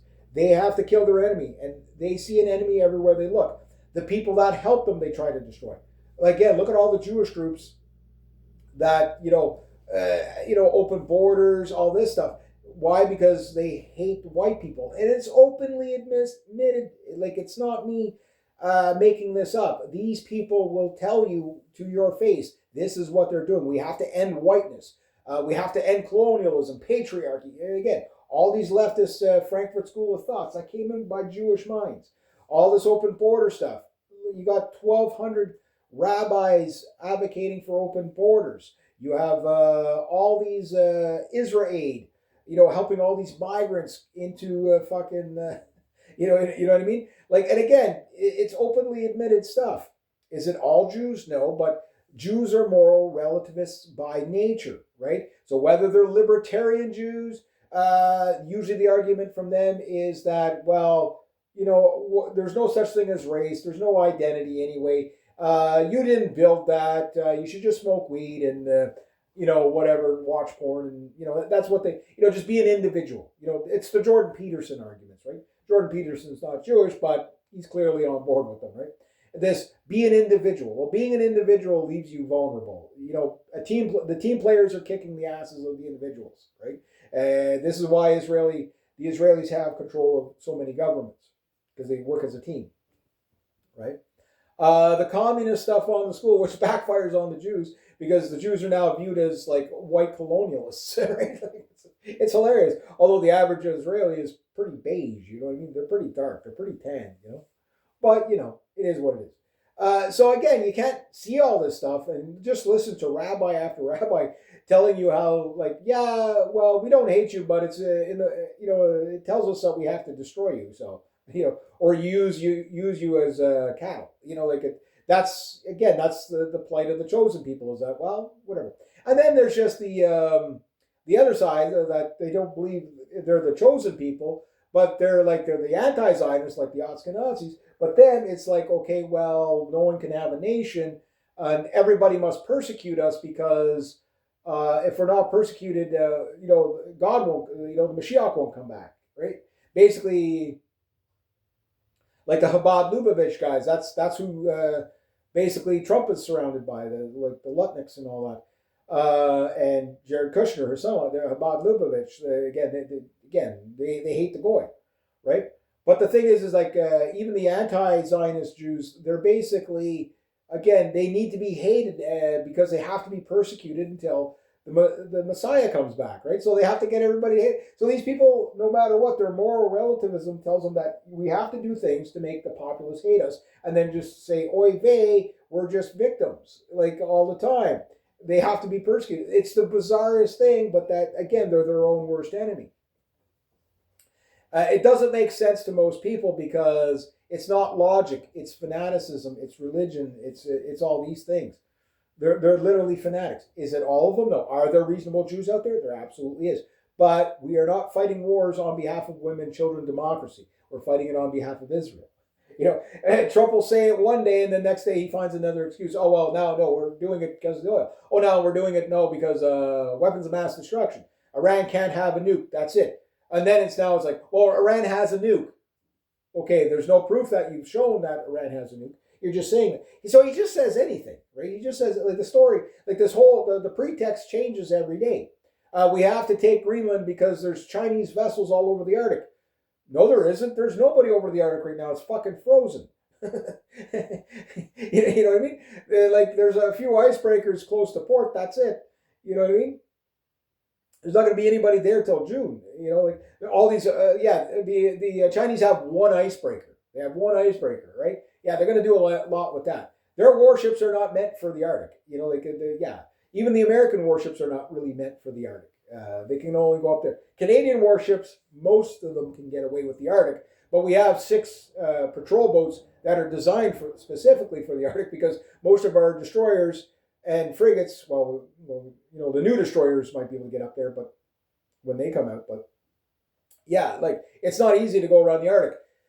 The Danish, they have like a couple of corvettes up there that are designed to be in the Arctic. But again, there's a lot it's yeah. Anyway, so Trump just lies and lies and lies and lies to keep his base at bay. But the problem is like at some point you're going to get caught in the lies. And again, at some point you can't yes, there's the hardcore MAGA fanatics, the same way there was the Biden fanatics and the Obama fanatics. Yes, there's some people you just can't reach. They're brain dead. You know, whether they're on the left or the right, they're brain dead. You know, and then there's just the hopium people that no, my guy's going to be the good guy to save everything. So I'm just going to look at the good things he's doing. I'm not going to look at the bad things he's doing. And it doesn't matter if it's on the left or on the right. And I understand that. That's most of the MAGA people that are still remaining. They truly believe that Trump is going to do the right thing. And then the rest are just Zionist shills. You know, like they're not MAGA. They're just like, oh, well, Trump is going to fight for the chosen people. Again, that's what you're looking at. So anyway, I'm going to leave it at that. We'll see how bad it is tonight. I don't think Iran is going to lose this war. They're taking a hammering. They're taking a shit kicking. But again, it comes down to like bombing. This happened on the Ho Chi Minh Trail. You know what I mean? Like I think that's kind of what you're seeing. It's like Ho Chi Minh Trail 2.0. We're gonna go fly downtown Tehran and bomb a factory that's empty. You know what I mean? We're gonna bomb. What we think is a drone factory, but the drones are made in the caves. We're going to hit a cave tunnel again and again. You know what I mean? Like they're going to run out of targets. Like you hit 1,000 targets, what's left to hit? You know what I mean? The Iranians though, like yes, they could just say, okay, well we'll just keep hitting the bases for a show of force, you know, until the Americans go home. But no, the Iranians are moving targets. So they take out the bases first. Makes sense because now you're delegated to air power via, like the U.S. air power is only as good as the proximity of the aircraft carriers or the air tankers. If you think you're going to fly military flights out of Cyprus, no, you're going to have to go back to Germany. Right? You're going to have to go back to Italy. You're going to have to go back to Spain. Now, once you see fucking rockets hitting in Germany and Spain, you think Starmer's going to say, yeah, well, no, you can fly your missions from the UK. And once you're at Cyprus, you know, it's pretty much, okay, that's a landing port to get to the aircraft carrier. You're not going to fly a mission. You know how much you're going to have that. You're going to have 10 tankers in the air for like 4 aircraft. You know what I mean? Like, it's just not the logistics of it. Like, it's too far away. The only things that could fly a mission from Cyprus to Iran with maybe 1 or 2 air refuelings would be A-10s. Everything else is just going to be too economically, like the range of the F-16s, the F-18s, even the F-35s is too short. F-15 Eagle, Strike Eagles, they could probably do it. But even at that, like it's really, like you got to think of the cost of this, right? How much fuel they're going to burn up and how fast they're going to burn up that fuel. Now, start taking out the strategic reserves in the region. Now that fuel has to come from the United States. It has to come from Europe. It has to come from wherever. And then again, are the again, are the Saudis willing to sacrifice their oil gravy train for the Americans? I don't know. UAE, Qatar, whatever. Look, their top motels are getting destroyed by fucking drones. You know what I mean? All these travelers, world travelers that are stuck in Dubai and stuff like that. Guess what? Or UAE or Bahrain or wherever they're at, now are like the hotels are like, well, you're stuck here, so we'll put you up in the hotel for free per night. And again, what does it cost to stay in one of these massive luxury hotels per night? What, $2,000, $3,000? I don't know. Maybe it's $100. I don't know. You tell me. But that is one of their major sources of income. You know what I mean? Like, and it's getting hammered by fucking missiles. You know what I mean? The military, because they know where the military guys are. Where else are you going to put them? We'll just hit the. Even if they're not targeted attacks, you know that once you take out these, like you're now fucking with the GDPs of these countries. Like, are they really going to allow all that infrastructure to get destroyed? Because the losses for these countries, oil and tourism is like their main bread and butter. They go back to third world status, even though they're more like a second world, where it's like you got just like no middle class and you just got like really poor people, and and then Saudi royals, right? Like a Saudi citizen, you can't just be a Saudi citizen. You have to be, even if you're born there, there's a you have to be of a certain bloodline to be a Saudi citizen, right? They're very strict about shit like that. But yeah, so once Iran starts going after the oil, like again, if they're going after the radar installations, that's one thing. They're going after the U.S. military bases, that's another. But once you start hitting the main airports, that's a lot of, like, the airline companies. Picture losing an A380, just one. That's $10 billion aircraft. You lose 10 of those? There's only a handful of these things on the United Arab Emirates only has a handful of these things. That would be an economic blow to them. Are they willing to do that for the Americans? I don't know. At some point, they're going to say, no, we're not doing this anymore. We're losing too much economically. All these shipping tankers, even if Iran lets them all out, the only ones that'll be allowed back and forth are the Chinese ones. Are the Americans going to start sinking those? Again, the Chinese can fight back very easily. You sink their tankers, we drop U.S. treasures. They've already done this when the U.S. stole Venezuelan oil tankers that were on their way to China. The Chinese dumped 1 week they dumped $640 billion of U.S. treasuries, which, you saw gold prices. Gold prices are, 5,800. Now that's just normal. You know what I mean? So if you have gold, like I say, hang on to it. All these people, they see the price go up. It's like, you don't understand. You don't cash in now. That is anybody selling gold or silver right now, like, you're crazy. Hang on to it. Oh, but the prices are high. I'll get this much money. Yeah, but you're not understanding the situation. You're just looking at short-term gain. No, that stuff is going to go to the moon, right? Especially the economic hits that are about to happen, right? The Strait of Hormuz is going to, that's like a third of the world's oil supply or half the world's oil supply. The Iranians are going to control who comes and goes. U.S. warships can't get in close enough. Yes, there's a lot of firepower on a U.S. warship. If you put the Iranians would say, okay, what's the catch? This is too easy. You're telling me they're so stupid that they're going to put the U.S. carrier group right there just because we're show of force against Iran? I'll show you what I mean. Okay, the U.S. are somewhere. They're out here somewhere, right? They're out here somewhere. They're out here. This is how far they are off the coast. Here's Yemen right here. So they're way out here. Why? Because they can be taken out by Yemen if they get in too close. So Iran's over here, or maybe whatever it is, 500 miles. So 500 miles. So they're out here somewhere. Okay, they're going to stay closer to Oman than there because they can be shot from here or here. Right now, the thing is all these ships that are stuck in here, okay, they're going to get out one time if they're allowed to leave. But if they're a U.S. ship, a British ship, or anything to do with Israel, they're stuck in there. And they might be sunk.